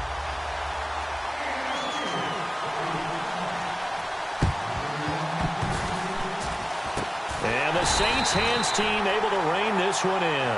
The risk reward of the onside kick. When you don't get it, the risk comes out to play. And here they gave up great field position. And that's the key to everything, because you're trying your best to press advantages when you have them, and field position leads you to that type of play calling. And whether you want to blitz or whether you want to throw the ball deep, those types of things, now that they've given up that type of field position, the advantage is switched to their opponent. He's got his man. It's Brandon Coleman. It's a pickup of 16 there, and it'll lead to a new set of downs. One thing I can say pretty safely, that route is not called if you don't have a guy who can throw the ball and put some mustard on it. Because if you're going to lollipop it in the middle of the field, bad things usually happen. It takes a strong-arm guy who can rifle it in there, and they were able to successfully complete that one. They come out 5 wide, 3 of them to the right side. Breeze now. The throw to the left side, caught by Coleman. It's a pickup of 19, and the Saints are going to get a first down. A lot of time there, partner, in the protected pocket, and he was able to deliver. The guys protecting the passer have allowed him plenty of time to go through his progressions and find open receivers. Into the red zone, it's Breeze. And they will not get the connection there. It's incomplete. Trying to get it to Willie Snead there, and that'll bring up second down. Second down here after the incomplete pass. They come up in an empty set. 4 wide receivers, 1 tight end. To throw is Breeze. Looking for some. He'll be hit and taken down at the 21. Call it a loss of 5, a big sack to bring up third down. And I know it seems like we say this a lot in broadcast booths, but a quarterback can hold on to the football too long in these situations. I think he did right there. Oh, I agree with you totally. Sometimes you have to understand situations. Get rid of the football. Now Breeze lost the football. For the defensive guys, that's wrong on just about every level. You did so many things right. Knock the ball free. You're excited you're going to get the ball. And then the offense gets it back. I guess they figure they got to start taking some chances. Here's a big one in this third quarter as he'll go for it on 4th down. Throwing it under pressure, and they got to him again. Javon Hargrave in there to get him his the second sack now of the afternoon. And Pittsburgh getting set to take the field. And they will simply, Charles, be looking to duplicate what they did last drive when they were able to push it in for 6. And they hope it'll be that easy, right? To be able to take exactly what happened before, replicate it. They may have to make a few additional changes along the way because I'm sure the defense will make some adjustments, but they've got to have great confidence having scored the last time out. You know, I did want to ask you about the game you called this past weekend, Week 10. You had 15 punts in that contest between the Jets and Rams. Lachlan Edwards for the Jets. The star of the day was Johnny Hekker for the Rams, averaged over 50 yards a punt, including a 78-yarder.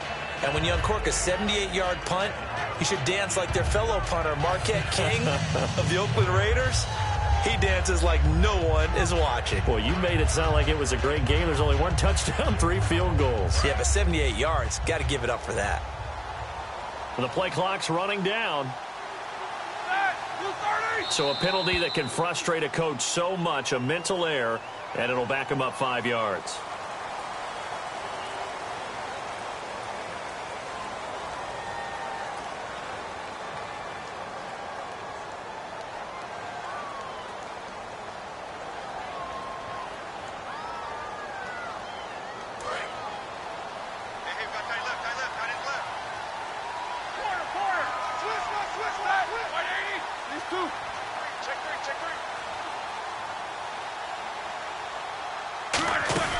After the penalty, it's Bell.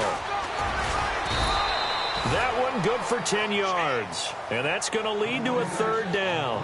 In today's NFL, when you get teams in long yardage situations with your defense, you're really going to go to your speed packages. You're going to get smaller, lighter guys on the field in order to cover the expected pass.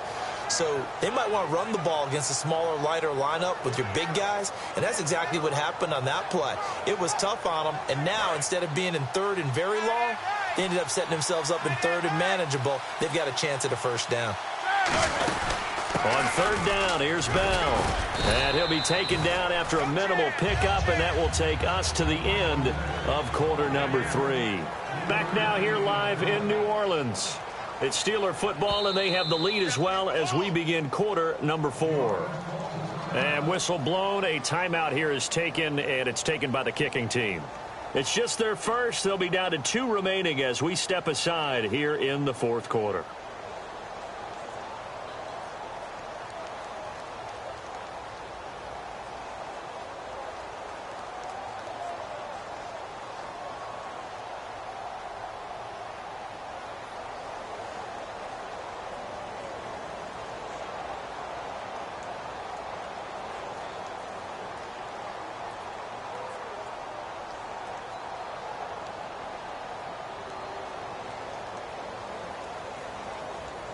And with things looking pretty good on the scoreboard, they're going to keep the offense out there and go for it here on 4th.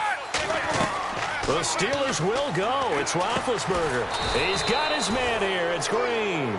Give him 2 yards on that play.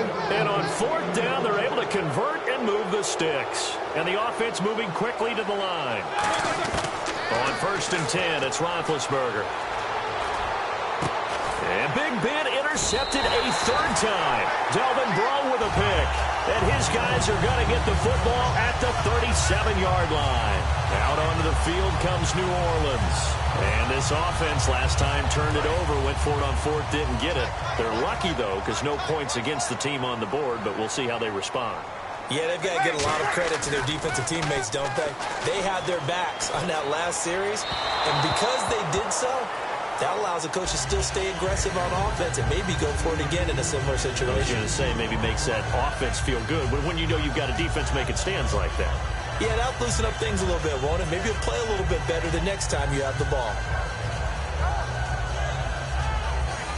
So they're still at the original line of scrimmage here. 2nd down and 10.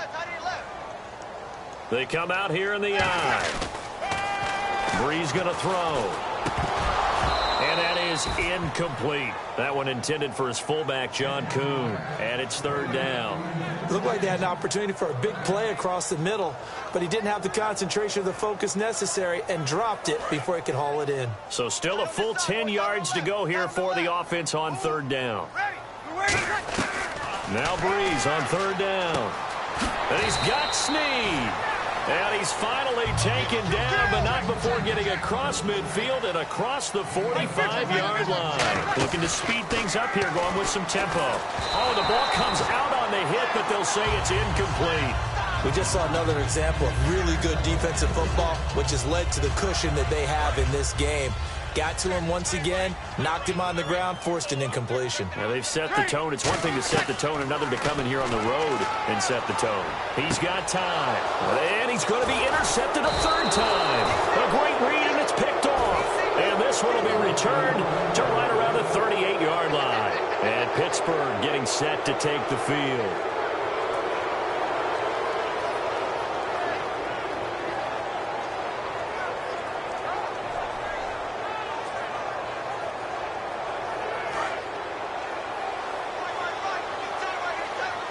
They'll come up now in the Wildcat package. And he'll take this up over the 40 to about the 41. 3 yards on the pickup there, and it'll be second down. And in this situation with the lead fourth quarter, they're liking keeping the ball on the ground, I'm sure. That's just smart football, but you know the defense has to know it as well. They've got to stop them here. So now we're going to see that loading the box in a big way. 6, 7, 8, 9, whatever it's going to take, puts a little bit more pressure on your big offensive line. And he's going to take this one up only to about the 44-yard line. 3 yards on the pickup. That's going to set up an interesting third and about 4 to go. We always like to talk about defense in terms of levels. First level defensive line, second level linebackers, third level defensive backs. On that run, that was what we call a first-level run, and it was stopped by a second-level player. So following the run, we'll see what they do here on third down.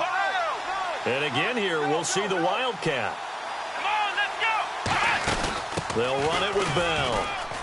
And some space here. And oh, he sheds a tackle. Now he's got some space. 13 yards that time and a first. When Le'Veon Bell gets going and he starts galloping and he piles up yards, his team usually wins, and that's exactly what they're doing here. Well, in 2015, he had the MCL, PCL injury. Some people were worried. It looks pretty good here in this one. That tells you there's a whole lot of rehab that went into that, a lot of determination to get back and get back to his present form, which is awfully good. He lost 6 there on the first down play.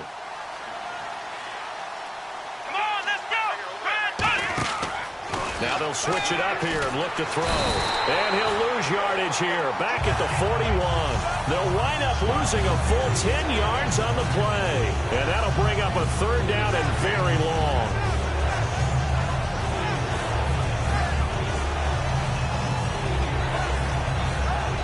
And the offense now will try to regroup after the sack on second down. The Saints with an extra defensive back here on third on the field. Could they blitz? Oh, hit as he throws there, incomplete. The good signal callers would never go back in the huddle and play the blame game because they need those guys to protect him.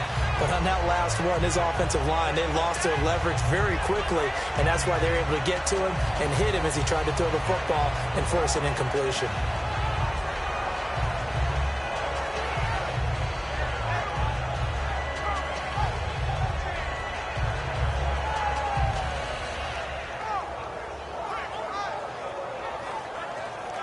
So they're going to come to the line here, and it appears trying to go for it on fourth. Left. Watch the twist. Easy. Here we go. Check it out. They'll need to get the play off quickly. They'll try and throw for it with Roethlisberger. Over the middle here to Brown. Mike Tomlin takes a shot here, but to no avail. And that will force a turnover on downs. Out onto the field comes New Orleans. And with 3 interceptions thrown already, we'll see. Do they rely more on the ground game here? They may have to change things offensively to try and settle things down, not just for the guy throwing the ball, but for the rest of the offensive unit, because their confidence has to be shaken a little bit. And you just wonder, is the backup going to start to warm up a little bit over on the sideline? It's complete. Flainer, right side. And he's brought down after a good gain. 26 yards on the pickup there. And that leads to a New Orleans first down.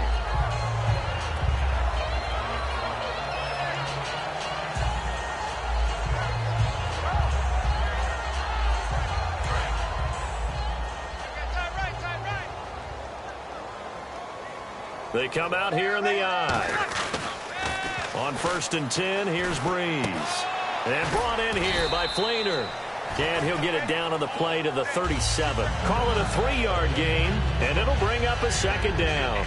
Well, the strategy was evident there. Get it to your tight end and make it a one-on-one play with a cornerback.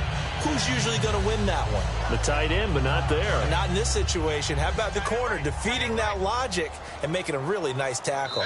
Time for a break. We'll come back to wrap this one up after this.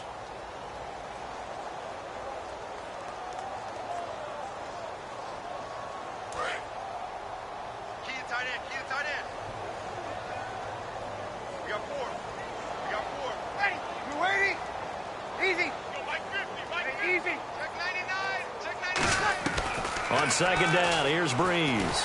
And the Steeler pressure too much here. He's going to go down. Stephon Tuitt. He's the one that got to him. He takes him down for a loss of 9.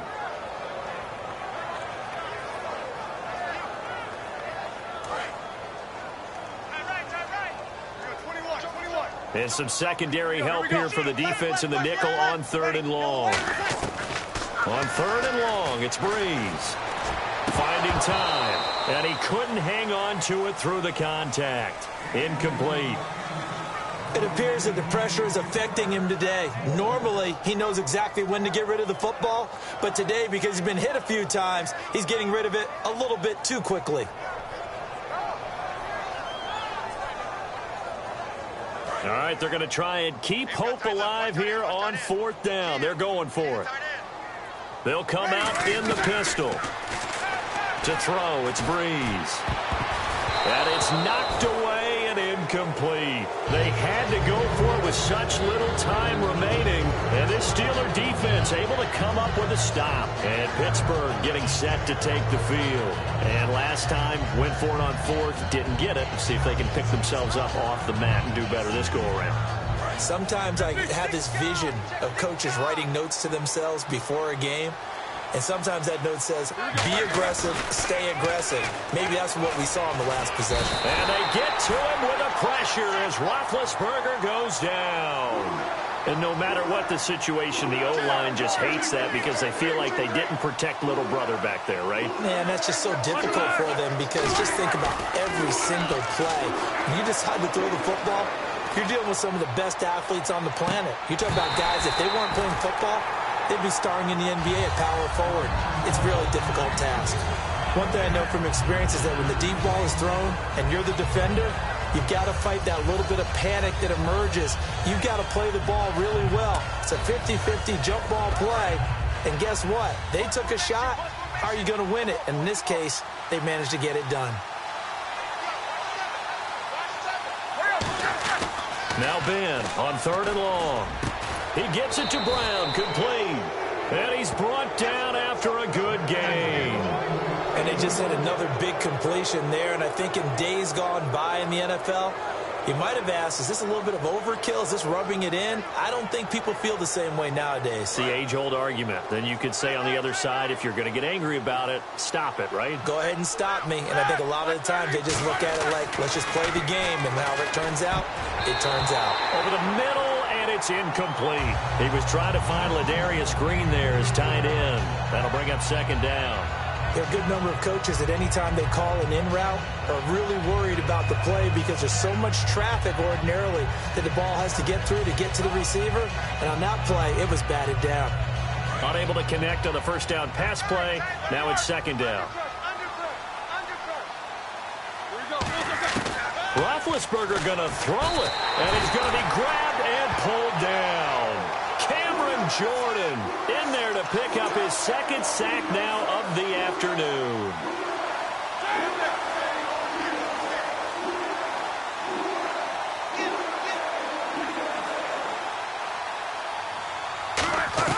From the gun on 3rd down, it's Roethlisberger. Trying to lay one up deep. Oh, it's a touchdown if he holds on. Instead, it's 4th down. I'm not quite sure how he wasn't able to hold on to that one in the end zone. A great opportunity lost, but a lot of relief for the defensive guys.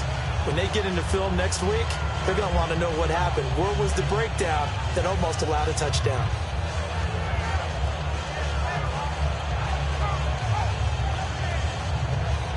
And they're going to at least line up to go for it here on 4th down.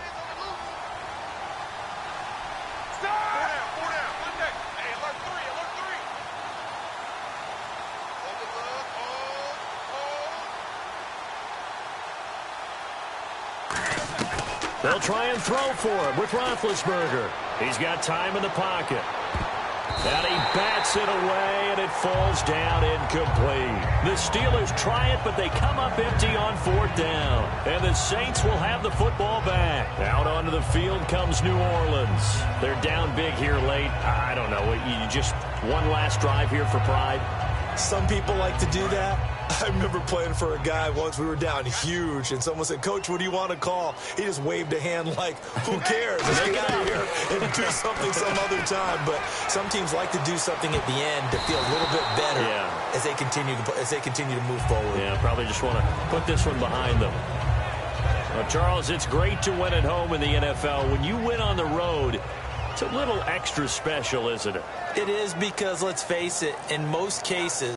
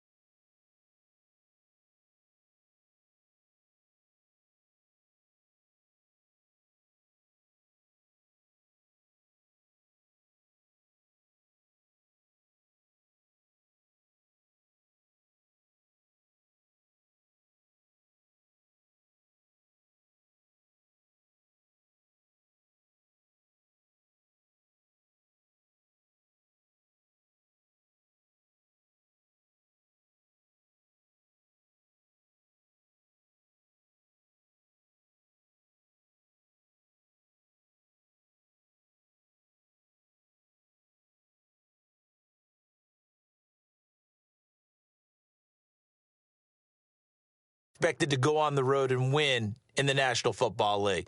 It just doesn't usually compute. So to get out.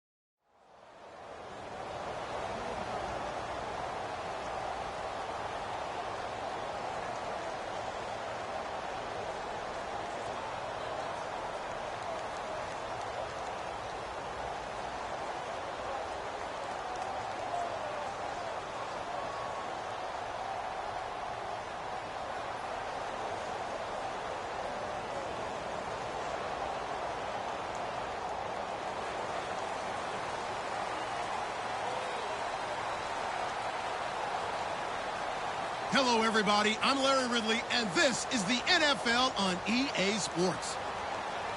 Anticipation is bouncing for today's game, and we've got two quarterbacks looking to make an impact. It's Manning's Giants going up against Roethlisberger's Steelers. So let's get you up to the Steel City. Standing by in Pittsburgh, here are Brandon Guyton and Charles Davis. Thank you very much, Larry. While the skies may be ominous, there's never a bad day for football. Coming up, we've got what should prove to be a good one between the New York Giants and the Pittsburgh Steelers.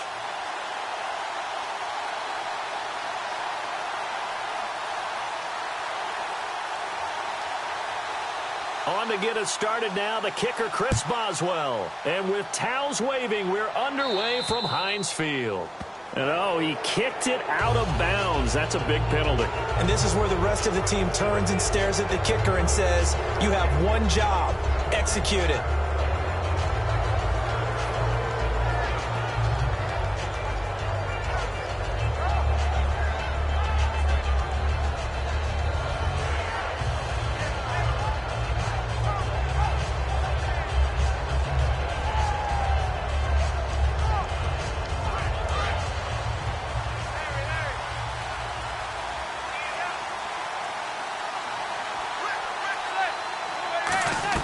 Manning now on first down. He gets this one to Dwayne Harris. Call it a pickup of 7.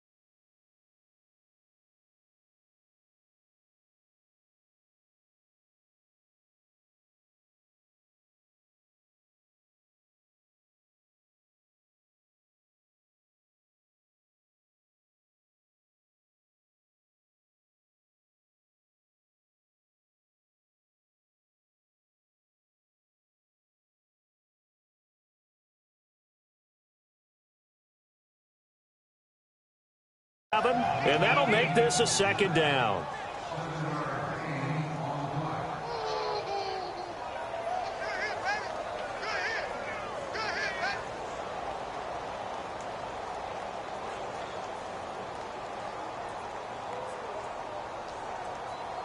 Completed pass play. Now let's see if they go back to the air or to the ground. Manning to throw on second down. And incomplete there. A nice hit. Jars the ball free and brings up third down. And the quarterback, he's got some big threats at wideout. And they seem to get bigger all the time, don't they, Brandon? Every time I look out and watch a game, we're getting these bigger, more athletic, acrobatic receivers. We have some today. It's caught. Shepard. A nice pick up there, 10 yards, and it'll move the sticks. I feel like Eli Manning has just gone from downfield bomber to a guy who can complete everything. He can hit him underneath now, yeah, we just saw that there with that pass completion. The maturity of a veteran taken with the defensive given. It's a gain of 5 on the play, and it'll be second down. And the starting defensive unit here for Pittsburgh. Cameron Hayward is a defensive lineman, but many of us, especially guys of my vintage, remember his father, Craig Ironhead Hayward, who was a running back. I think Cameron decided he'd rather hit people than be hit. Again, it's Manning. Hits his target, the tight end, Will Tye. And he's going to get this inside the 30. It's a 10-yard pickup, and it moves the chains. When you execute a drag or a crossing route really well and give them a chance to let it develop a little bit, you can gain some significant yardage hitting your tight end on that one. That's going to go as a loss of a yard, and it'll be second down. Got to give some credit there defensively. They snuffed out that screen early on first down. Really read it well, didn't they? Because they didn't bring the pressure that they expected. They covered all the passing lanes. So once you see it break down as the passer, I think in this situation, you're either throwing it at the feet of your back to make sure no one picks it off, or you throw it away, throw it over the sideline. Don't try and freelance and try and make a bigger play. There's really no one else running a pattern that should be open. The 7th play now of this opening drive. This is third and long, though. Throwing is Manning on third down. The left side throw complete to Adams. And look at this. They're keeping the punter on the sideline. They're going to go for it here on the opening drive. One hallmark of good defenses is understanding the game, understanding positioning, and tackling immediately in the secondary after catches. I think we just saw that on display right there. Got to him before he ever had a chance to think about turning it upfield. Well, trying to be bold on the opening drive of the game, but that effort, it proves futile. How many times have we talked with coaches where they've talked about taking the emotion out of their decision-making? I think that opening drive, if he didn't have it in his head to go for it before, I think that keyed into it. They were doing so well, and he decided to really establish something there. They didn't get it. Now they got to make sure that they don't lose their focus.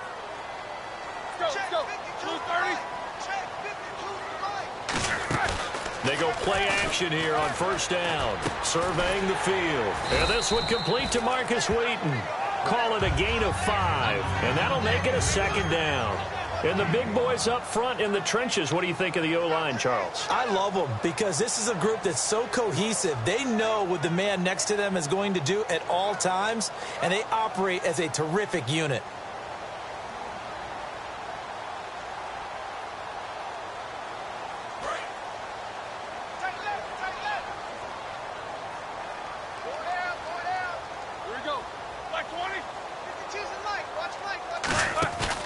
Fake to Bell. Now it's Roethlisberger. And no escaping this time as he'll go down. They got him for a sack. Well, they go play fake. The problem is nobody was faked out. And when no one's faked out, what's the end result? Quarterback gets hit. Off the play fake. Here's Roethlisberger. He's got time. He's got a man complete. A big 30-yard play on third. Well, we know he's got the speed there. He needed the speed and the hands. A great catch. And because of that speed, you have to respect it as a defender. So you have to either play off or make sure you're somehow in contact with him. And he's able to do exactly what you said. Use the speed to his advantage and go up and get the football. That's a big-time play right there. They'll run it now out of the gun. And down to the 36-yard line here. A solid run on first down. Gain of 7 leaves him with a 2nd and 3.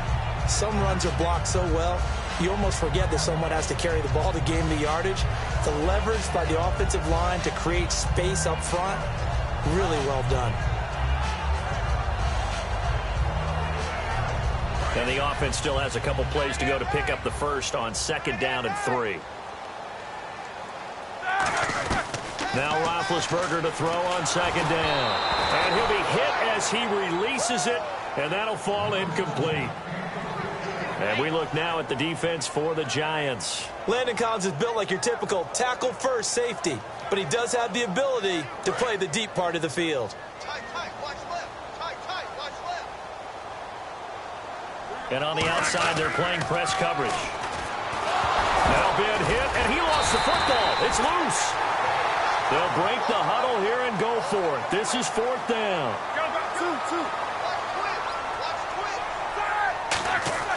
4th down. Here's Roethlisberger. And this is incomplete. Mike Tomlin takes a shot here, but to no avail. And the Giants are going to get the football back. Here's the Giant offense now as they get ready to take over here. And on the last drive, they were in field goal range. They just opted not to kick it, didn't get it. How does that change the mentality this go-around? I don't think it changes much for the head coach because this is what he preaches all the time. Attack at all times in any spot on the field, and he likes touchdowns, not field goals. Now, your field goal kicker, you've got to make sure you nurse him through and say, okay, don't worry about it. When we need you, you've got to be ready to go. And the team, of course, loves to see points on the board. So let's see if it changes a little bit if they're in the same spot again. Yeah, we'll see what the decision is here if they get to that spot.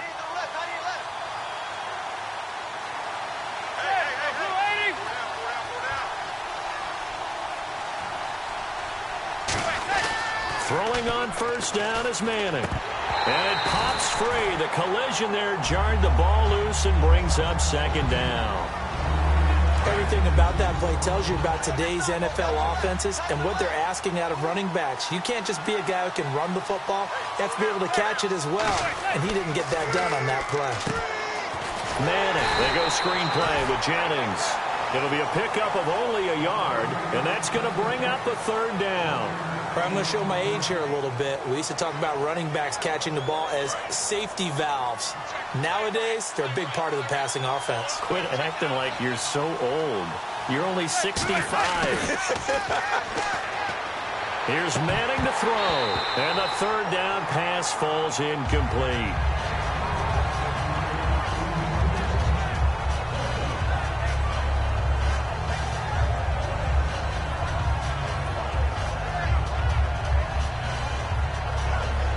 On 4th down, the Giants call on Brad Wing to punt it away.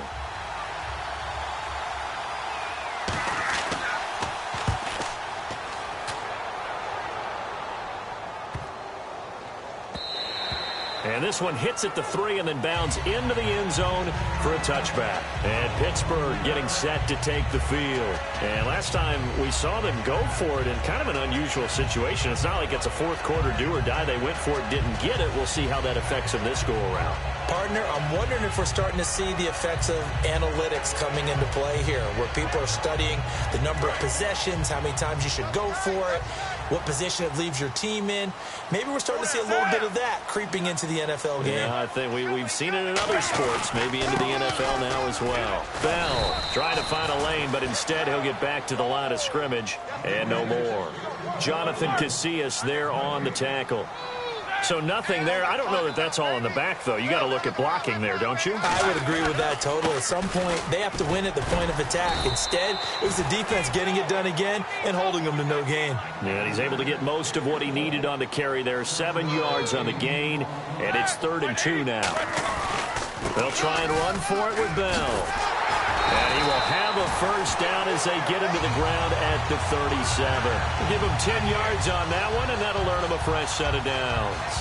Give them a lot of credit. They ended up running the ball on a key 3rd down situation. They were staring 3 and out in the face and found a way to flip the script and keep the ball moving on offense. Back with Charles Davis, Brandon Gaudin. It's Steeler football to begin quarter number 2, and they've got it here with a first down.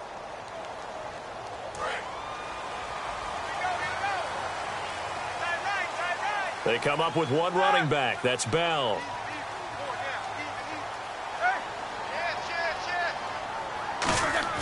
Now Roethlisberger on first down, finding time. And that's caught inside the 35. And into the end zone. Touchdown, Pittsburgh. Antonio Brown, 62 yards. And the Steelers have taken the lead. And there they got him the ball. Just get it to him, let him do the rest. You know, he probably said that to his quarterback as he broke the huddle. I like the play call. Just get it to me. I'll take care of the rest of it. Helping out his rack, right? R-A-C? Run after catch, and he loves that, and he's going to carry that in at contract time.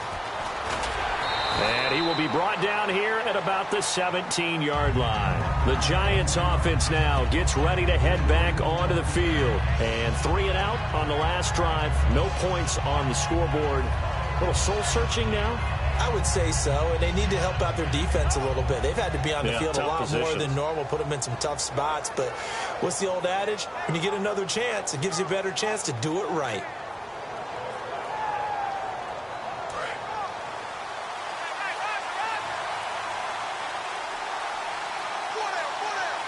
They'll send Beckham alone to the left side. To throw is Manning. Now they go screen. It's complete.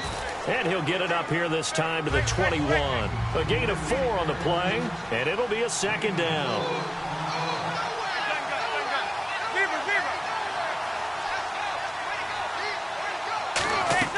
On second down, here's Manning. Hits his target, the tight end, Will Tye. Call it a 1-yard gain on the play, and they're going to face a third down. 3rd and 5, so they bring in an extra defensive back. Expecting pass.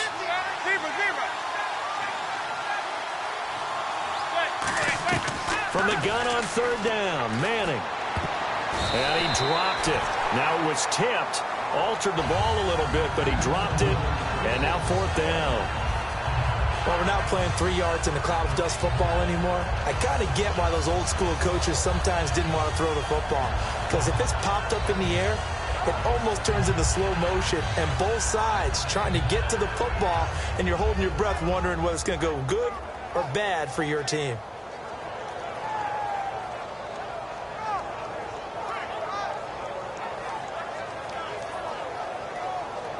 And it's not the punting unit, it's the offense that is out there.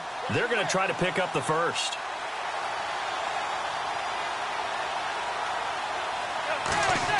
Here we go on 4th down with Manning.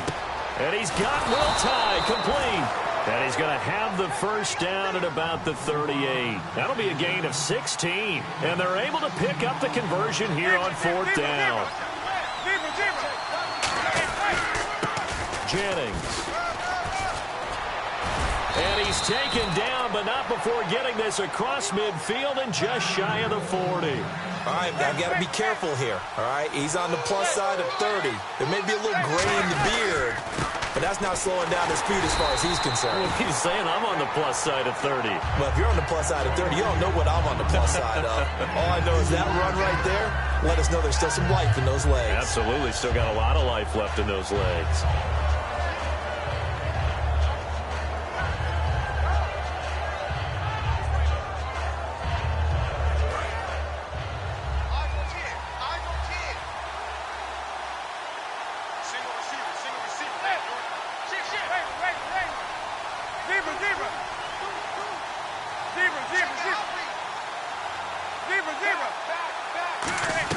Manning to throw on second down. The left side throw complete to Adams. And able to break one tackle, but then quickly brought down. But a nice little gain. Looks like a nickel set here defensively on 3rd and 2. Yeah, maybe expecting a throw. Now Manning, caught on the right side by Adams. And he is going to lose yardage here. So it looks like the offense isn't going anywhere. They're going to go for it on 4th and 7. Well, where do you find that one in the playbook, Charles? You don't. You absolutely don't. And sometimes what happens is guys want to make a big play, and they turn it into a really bad one. Sometimes you're best just to cut your losses and go down. I hope we don't see another play like that. I'll guarantee you the offensive coordinator, He's looking at his play sheet. He can't find it either. Big loss there on the pass completion. And he's able to get it to the 31, and that's enough for the first. It's an 8-yard pickup, and on fourth down, they're able to convert and move the sticks.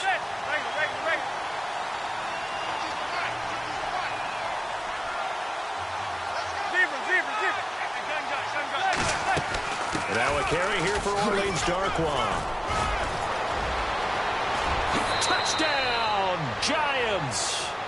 Orleans Darkwa, 31 yards. And his guys are an extra point away now from taking the lead. And they're able to run it in. It started with a battle in the trenches. They won there, and they got in for 6 points. And that's going to be a tough one for the defense to deal with. They've got to go to the bench now and figure out how are we going to slow down this running game, because on that particular play, they had no answer. Robbie Gould on for the extra point. And he puts it through.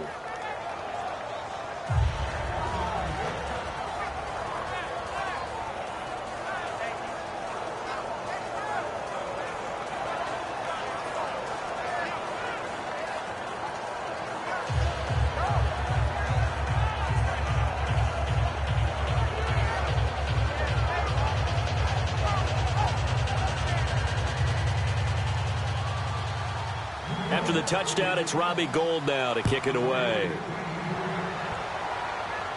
That'll be taken in the end zone. And he'll take this up past the 20 and down at the 22-yard line. The Steelers offense now, they get ready to head back on the field. Last time they were out, they scored. Still trailing here, though, so some work to do. But it's okay in terms of mindset. Because they scored the last time, they're not quite as worried about being down on the scoreboard, because now their confidence is a little bit higher. They feel like they've got something going, and they feel like they can attack again and put more points on the board. Are you scoreboard watching if you're the offense? And they get to him with a pressure as Roethlisberger goes down. Keenan Robinson, the outside linebacker, drops him for a loss of 6.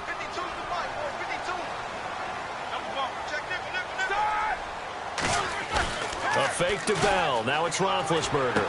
Sammy Coates has it complete. That'll be a gain of 15 yards. And that'll lead here to a third down. And they're just a couple of yards shy of a first down here on third down.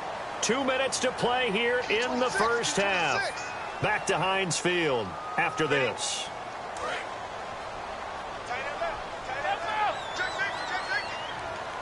They come up with one running back. That's Bell. And he'll get it up the middle. And he is going to lose yardage here. Losing 2 yards that time, and now it's fourth down. Jason Pierre-Paul first burst on the scene for me, headed towards his draft year. You know what I saw him doing? Like 15, 16 backflips in a row on a YouTube video. Athlete. Absolute athlete. And he uses that agility to slip past guys and make plays in the backfield. Draft year 2010, 15th overall pick. Well, the offense is not leaving the field. They're going to stay out and go for it on 4th and 3. Here we go on 4th down with Roethlisberger. A screen to Bell. And he's going to have the first down yardage to the 35. Give him 6 on the play, and they're able to pick up the conversion here on 4th down. I don't know if I agree with that. I guess they don't care if I agree with that. But, boy, you have to be surprised by that, right? I definitely was surprised that they decided to go for it in this situation. But they must have either felt like they either had a great play call on, or they're trying to show extreme confidence. Wow. And no escaping this time as he'll go down. They got him for a sack. Damon Harrison in there to get him for his 2nd sack of the night.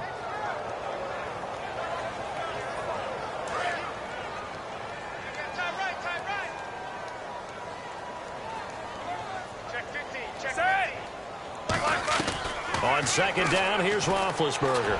He's going to fire one. And got his man complete.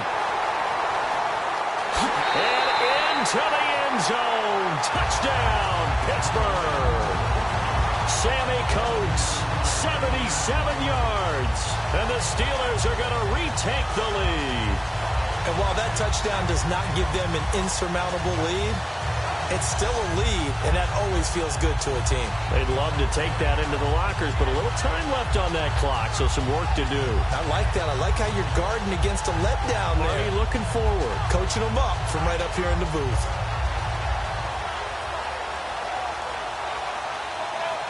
And they'll get set here looking for the two-point conversion. Looking to... Now with just 1 second showing on the play clock, we're going to get a timeout. It's just their first, so they'll have 2 remaining here before we get to halftime.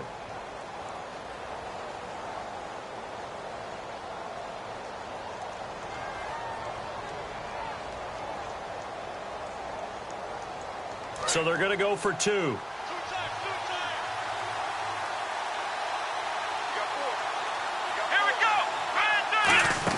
They'll run it with Williams.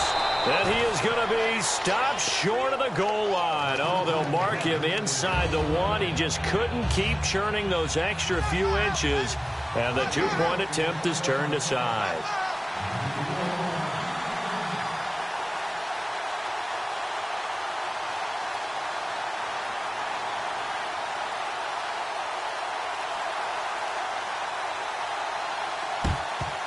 Oh, I think they got it. Yes, the Steelers have it. So the onside kick is recovered. And, you know, I always thought, Charles, as someone who didn't play these positions, that going over the middle as a receiver or trying to recover an onside kick, those are 2 very tough things to do. It takes a lot of fortitude to put yourself in that position, but you have to do it in order to help your team win. Unable to recover it, it costs them. The kicking team gets the football here.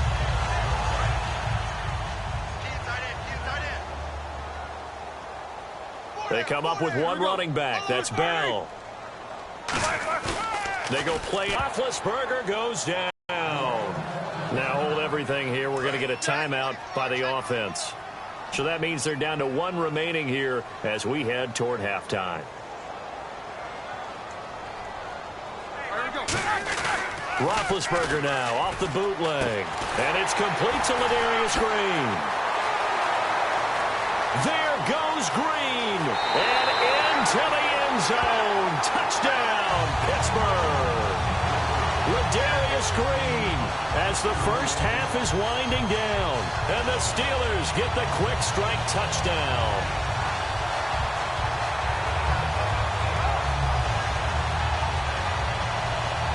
And they will line up now for the 2-point try.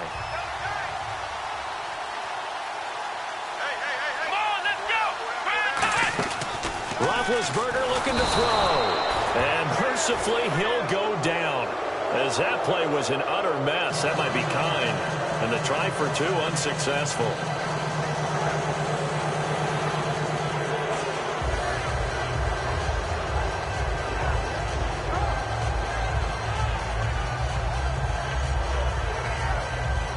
Boy, I guess they're going to keep trying to put the pedal to the metal here. They're going to try an onside kick.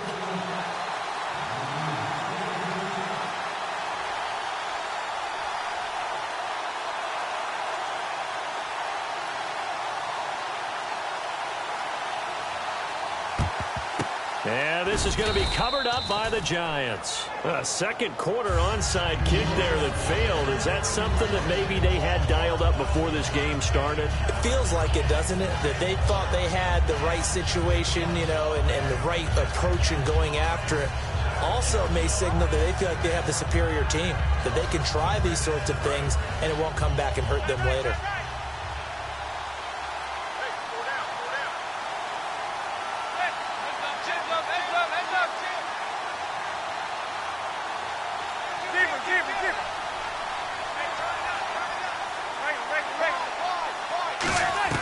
Manning now on first down. Hits his target, the tight end, Will Tye. Now whistles come in. We're going to get a timeout here by the offense. It's just their first, so they'll have 2 remaining here before we get to halftime. Manning to throw on second down. And here the hookup good to Victor Cruz. Now hold everything here. We're going to get a timeout by the offense. So that means they're down to 1 remaining here as we head toward halftime.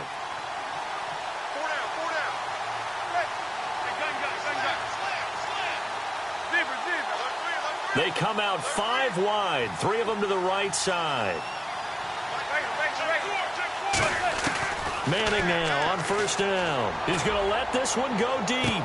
Trying to get it to Beckham, and it's intercepted. A great read, and it's picked off. And his guys have got it back at the closing stages of the first half. And the Steelers set to take the field. And you got to think, if this is anything other than just taking a knee, I'd be very surprised. Yeah, they've got enough to talk about at the half. Why do anything else? Just get out of there. These two. Switch. Final play of the half. It's Roethlisberger. He's got time in the pocket. And he takes a shot on the release as this will be incomplete.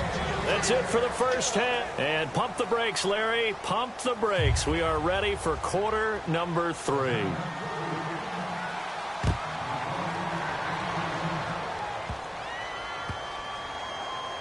This will be taken very short. The Steeler offense now with a football first here to begin the third quarter. They built a good first half lead. Now they have a chance to add on to it. And what I'm thinking is that the offensive staff spent the entire halftime just working with them on, here's what we think they're going to do to attack us in the second half. Nice first half that we've had, guys, but be prepared for some change-ups.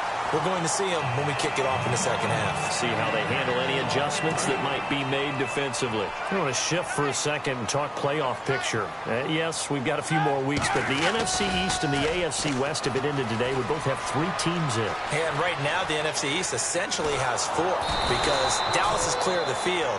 But Washington, New York, and Philadelphia really bunched in there. And then you go to the AFC West. Kansas City owns a tiebreaker over Oakland. And Denver also right there, the defending Super Bowl champs. Now Ben on 3rd and long, surveying the field. He's going to fire one deep, middle of the field. And incomplete. He can't hang on. Would have been a nice catch. Instead, it brings up a 4th down. When offenses dial up big shots downfield, they're not always for the guys out wide. Sometimes they want to go to their big target, deep downfield, and the defense breathes a sigh of relief. 50-50 balls, not easy to get away from the big targets. Here we go on 4th down with Roethlisberger. Being chased out left. Boy, a real head-scratcher there. And now, boy, the ball's going to go over on downs here inside the 10-yard line. A look at the offense now here coming back out on the road for their first possession of the second half. And following the interception, just any interception, are you a little bit more cautious when you start that next drive, or no, you just throw that out the window? I think you are. I don't think that there's any way you can run back out there and go, totally didn't affect me. Let's just go ahead and be loose with the football again. You're going to take care of it, but you have to be careful about being too cautious because now you can't run any offense at all. Still want to attack. We'll see how they attack him here. And he's got his man, Beckham. Touchdown, Giants. Beckham from 3 yards out. And the Giants have got it back to a 1-score game. And, partner, they found a gap there on the post pattern, and it was in the middle third of the field. And that's really difficult to do because ordinarily the safeties are back there to prevent that happening. But they found the opening and exploited it. Eli, and now the ball comes out. Manning lost it. And a big turnover there as his guys will get the football back. After the touchdown, it's Robbie Gould now to kick it away. Fielded about a yard deep. And Pittsburgh getting set to take the field.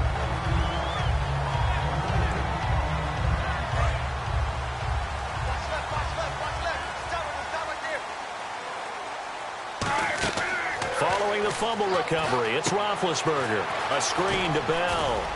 And he'll get this up to the 34-yard line. Give him 13 on the pickup there. And the Steelers are going to have a first down. When you run a screen pass really well, you got to like the look of it because so many parts come together to make it work well. The offensive linemen, where they're faking people out, the back slipping out there, catching the football, then all of them going together as one unit downfield. A really nice pickup. 7 yards on the pickup there, and it'll leave them with a 2nd and 3.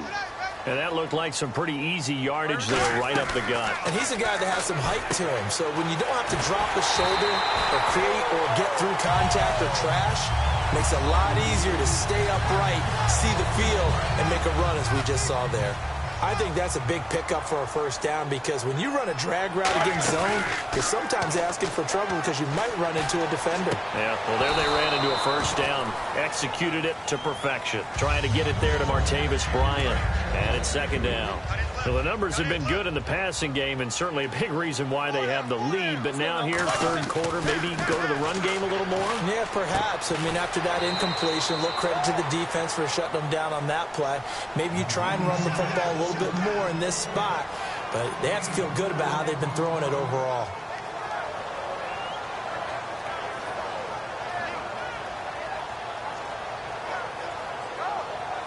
And now on third down, they'll need to get it to the 36 to pick up the first.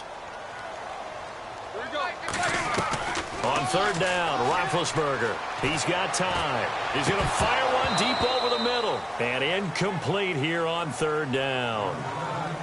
Normally, he's pretty reliable. Usually catches what's thrown to him. On that play, he simply dropped it.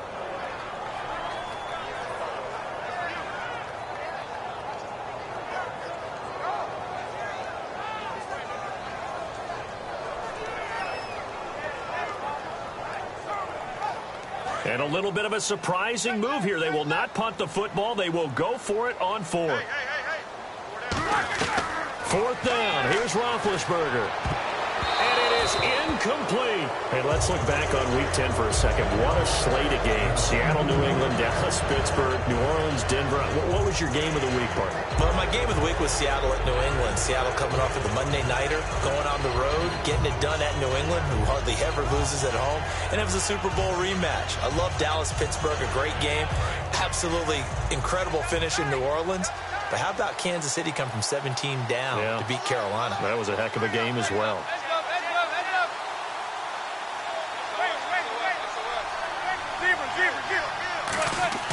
Manning now on first down.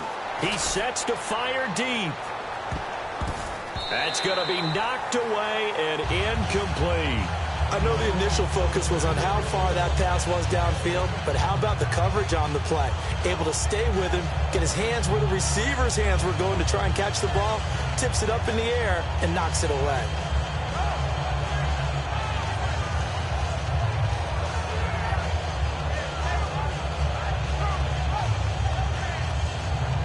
Second down following the incompletion.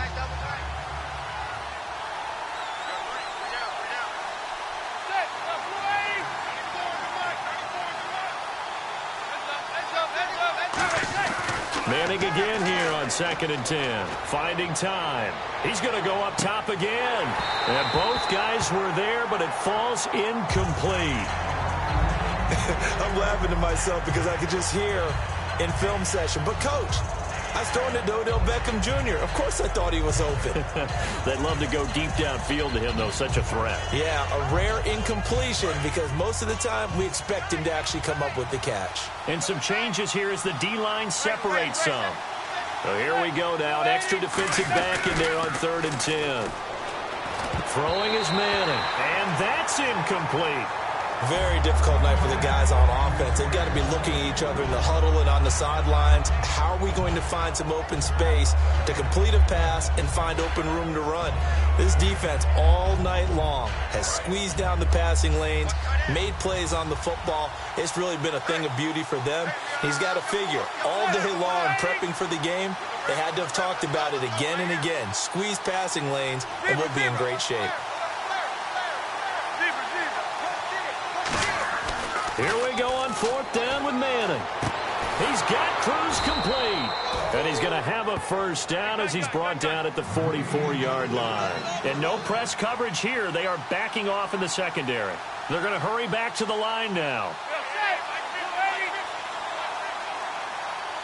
Cruz, the man in motion right. On first down, Manning. Going left side, and he's got Donnell. 4 yards on the pickup, and that'll bring up 2nd down. Boy, the evolution of the game and how these guys on plays like that can get out of the pocket, keep plays alive, it just makes things so much harder for defenses. It really does, and we're talking about an era in the game where the quarterbacks are the most athletically gifted that we've seen in a bunch. I mean, when you talk about collectively, it's unbelievable. So their ability to move is practiced now. It's not necessarily, oh, he just took off and you guys figure it out. When he takes off, everyone knows where to go now. They know how to run routes, change things, make themselves presentable for the quarterback. It's a lot of time that they put in on it. It's not just your static 1, 2, 3. This is where the ball goes anymore. And he'll go down at the 28. It'll be a gain of 4, and it'll make it a second down. 6 yards to go here on second down.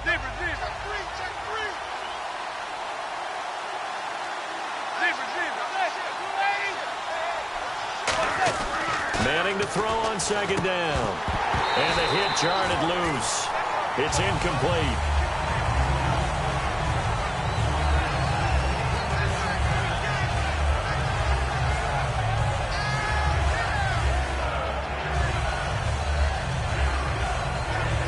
So it's 3rd and 6, and this will be the 8th play of the drive.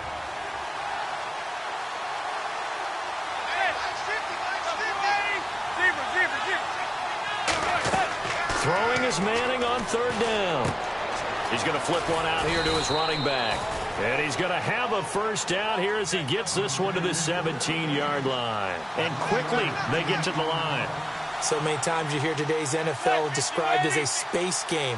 Get your best players into space with the football in their hands. That's why sometimes you just swing it out to your runner, get him out in the flat, and let him have a chance to make people miss an open field. Finding his safety valve here. That's complete. It's a gain of 7, and that'll make it second down. And the offense readies for play number 10 of this series. Not only did we just see back-to-back nice gains, but we're also seeing the confidence rise, not just for the guy who caught it, but the guy throwing it as well. And he will take it on in for a giant touchdown. Odell Beckham, 2 catches, 2 touchdowns here so far. And the Giants are once again going to retake the lead.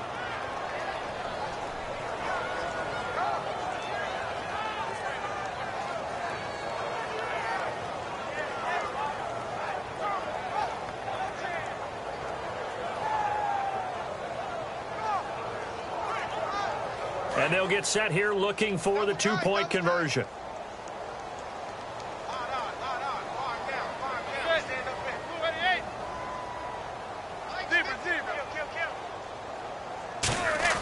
Eli's going to throw, and he's got it.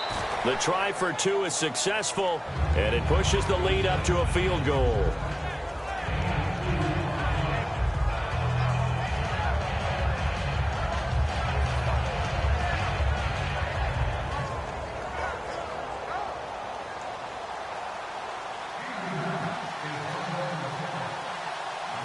After the touchdown, it's Robbie Gould now to kick it away. On the return, here's Justin Gilbert. And they're going to start this drive in pretty good shape as they get it up past the 30. Back now in Pittsburgh. It's been a very hotly contested game to this point. Just a field goal separating these two teams as we get set for the 4th quarter.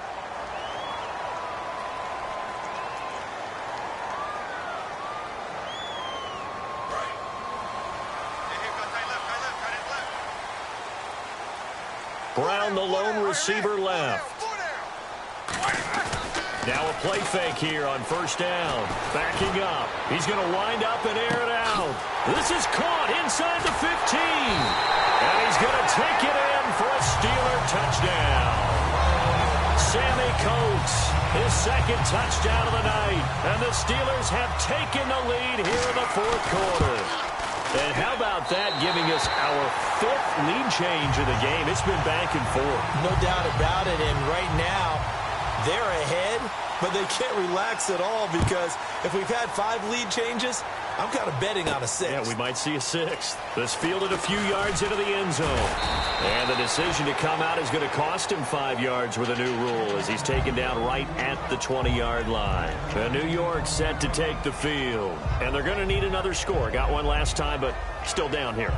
When you're playing catch-up, every possession becomes crucial, doesn't it? It's vital. Get back out on the field, punch it in the end zone again. They know it's not easy, But what they do have going for them, they did score the last time. They think they've got a good formula working. And what about the defense? Well, now you're just saying to yourself, okay, gave up a score last time. What adjustments do we need to make to slow them down now and get the ball back for our own offense? Is it more pressure? Is it more zone? What do they have to do? They're trying to figure that out themselves. We'll see if they can figure that out right here. Well, partner, so much for the mismatch. How about the guy at the second level, that big linebacker, able to run with the receiver and make a play on the football? So incomplete on first. Let's see what second down has in store.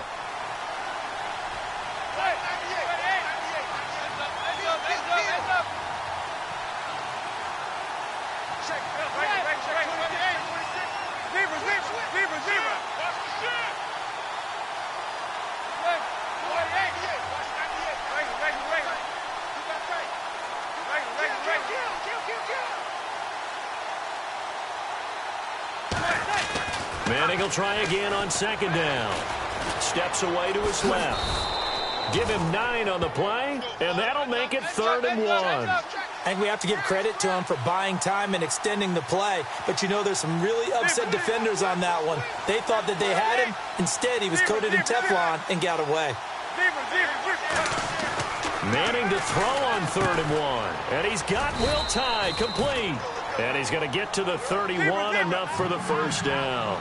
Would it be safe to say that as precise as routes are supposed to be run in the NFL, maybe they're not quite as precise in college ball? That's accurate, yeah. And I think we saw a college route in the NFL there. Just find the soft spot, find the dead zone, and find the first down. And that's what he just did. Manning going to throw. Caught left side. It's Beckham.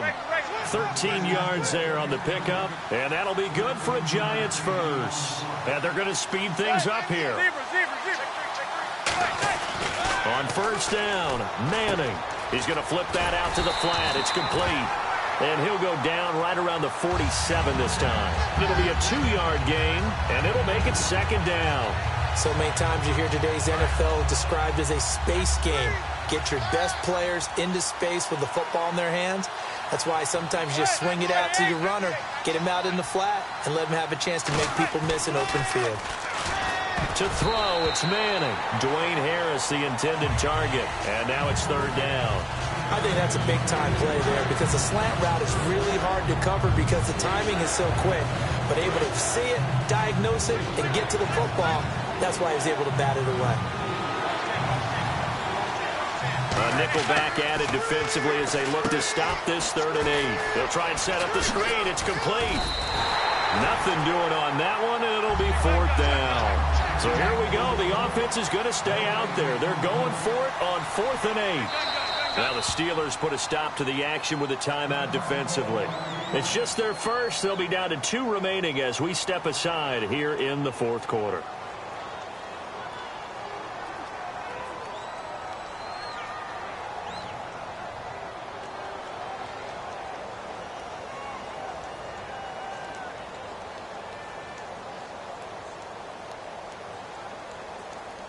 All right, they're going for it on 4th down.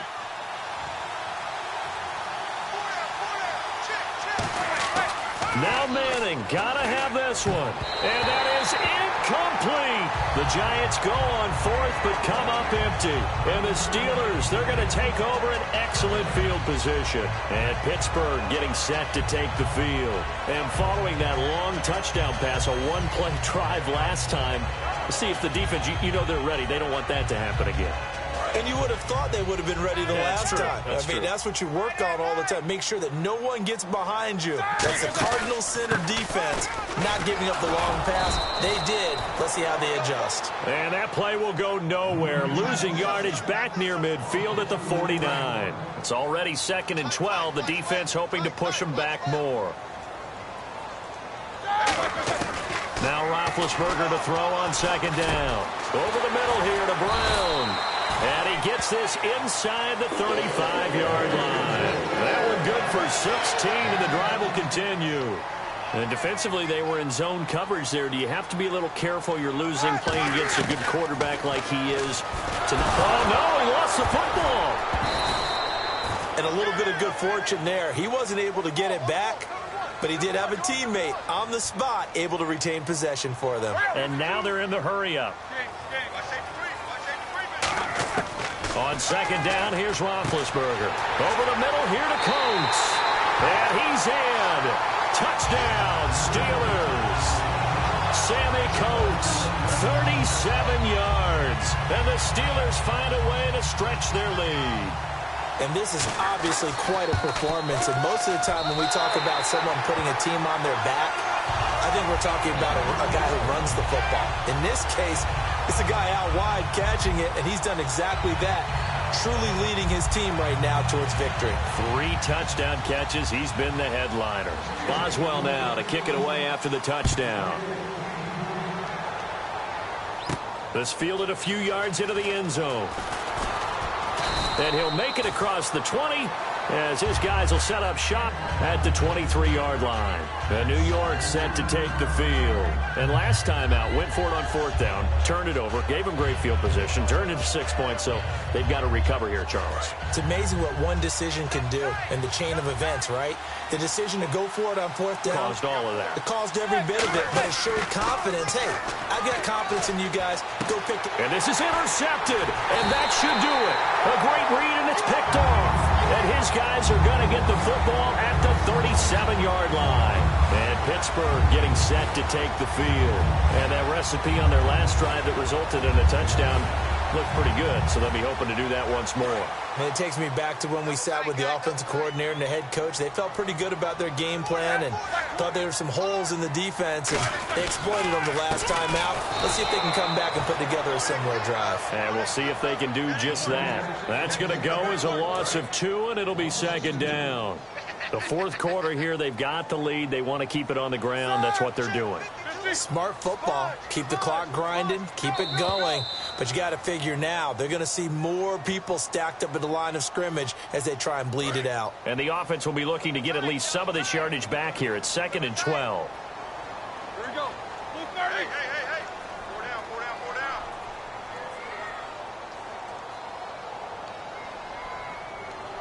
The man in motion is Brown.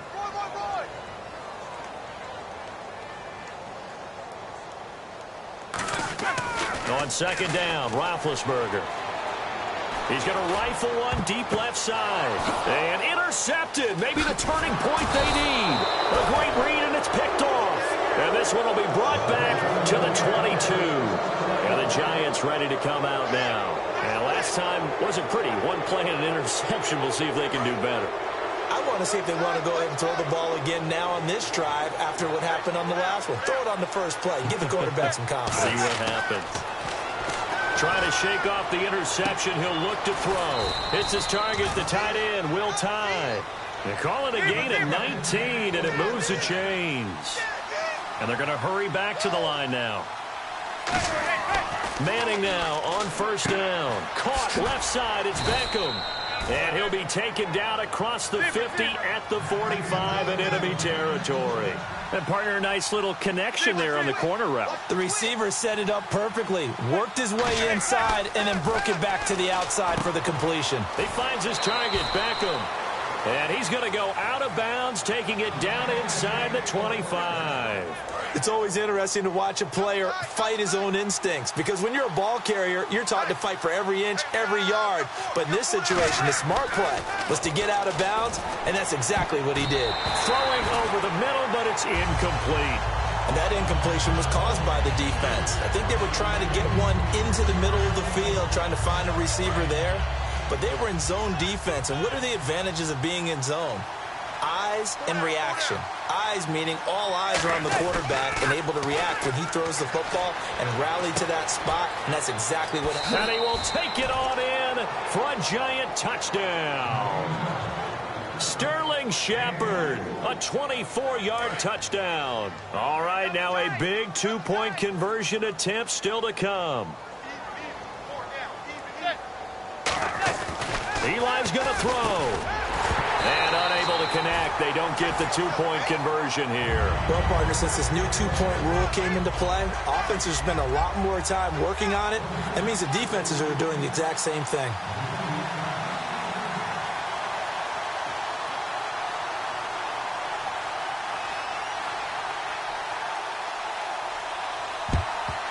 And this doesn't work. The Steelers recover it. A tough one there. They certainly wanted that when they needed it, but they didn't absolutely have to get it. They still do have 3 timeouts. You're exactly right. They had to attempt it. But even though they didn't get it, as you noted, with 3 timeouts, if they can get these stops on defense, all hope is not lost. They come out here in the eye. Now Roethlisberger going to hand the bell. And he got it. And now the Giants will stop play as they take a timeout defensively. It's just their first. They've got 2 more to use here in the final stages. So a defensive brain lapse there and an encroachment penalty. Sometimes when you don't watch the football and make sure that it's snapped, you're watching the offensive player, and they can influence you occasionally and look like they're getting ready to move, and the officials don't detect it. Brown, the lone receiver, left. Roethlisberger going to throw it. Stays on his feet. And incomplete there. A nice hit. Jars the ball free and brings up 3rd down. If they want it first, they need to get the football to the 32 here on 3rd down. Roethlisberger to throw. They'll set up the screen. This is Williams. And here he'll be brought down a little shy of the 35 at the 36. They dialed up the screen pass on 3rd down, and for a second it looked like it was all going to come together, and they had a chance to pick up a 1st down, but the defense got there and finished it off. And he knocks the ball away, and it falls incomplete. Mike Tomlin takes a shot here, but to no avail. And the Giants are going to get the football back. The New York set to take the field. 1 possession game. Time very much a factor. How does the offense handle this situation? Well, in a lot of cases, they should be somewhat relaxed. And I know that's counterintuitive because this is a pressure situation. But this is Friday practice every week of the season. You go over this situation, having to go downfield, limited timeouts, got to get out of bounds and keep the drive going and set yourself up. Defensively, you can't just lay back and let them do whatever they want. So it is a cat and mouse deal here. How much pressure will the defense bring, and how much pressure can the offense handle? We're going to find out. So the offense has it 1st and 10.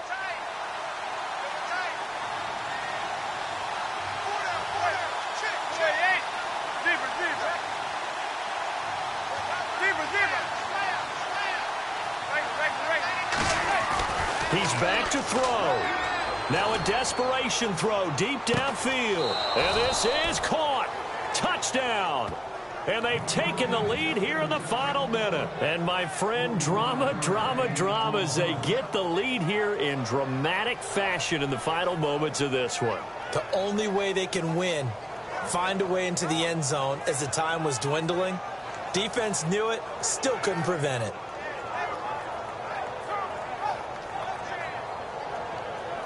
So they're going to go for 2.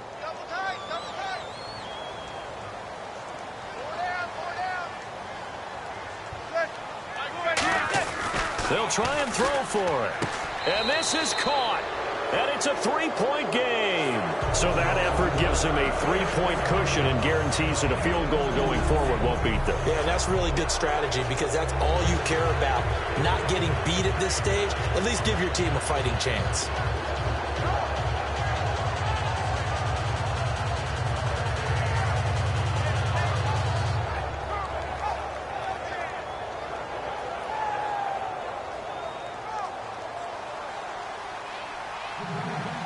After the touchdown, it's Robbie Gould now to kick it away.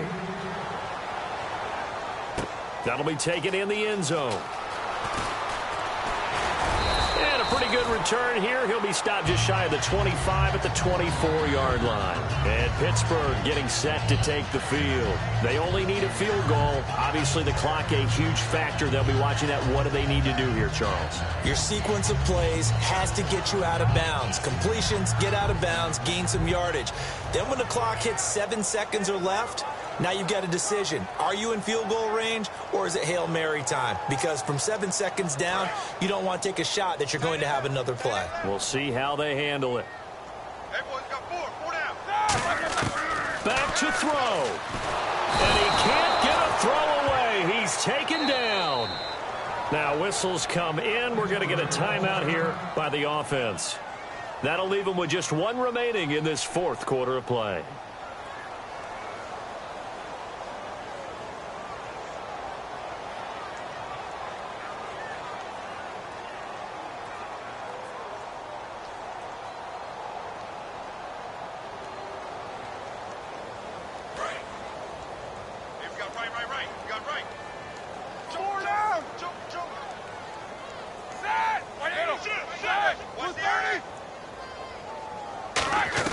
Back to throw.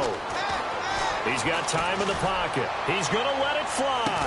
That's caught at the 25. Now hold everything here. We're going to get a timeout by the offense. It'll be their third and final timeout, so as they talk things over, we'll step aside.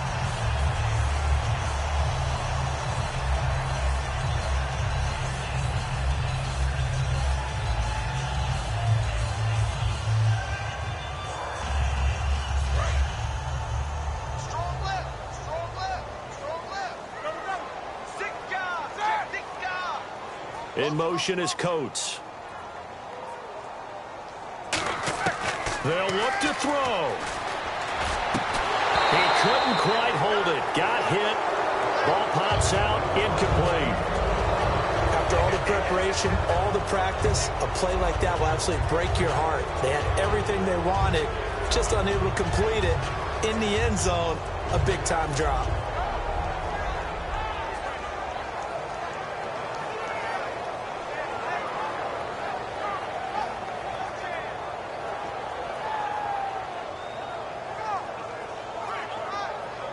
Offense looking to avoid a 3rd and long. It's 2nd and 10.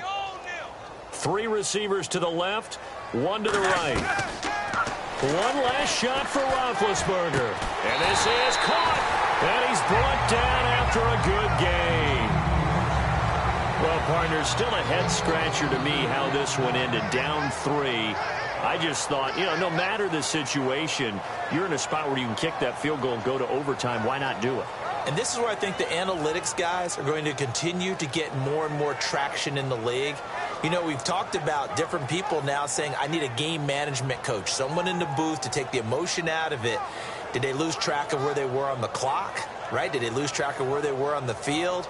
Was it makeable for their kicker? All those things come into play here, and it turns out they don't get it done.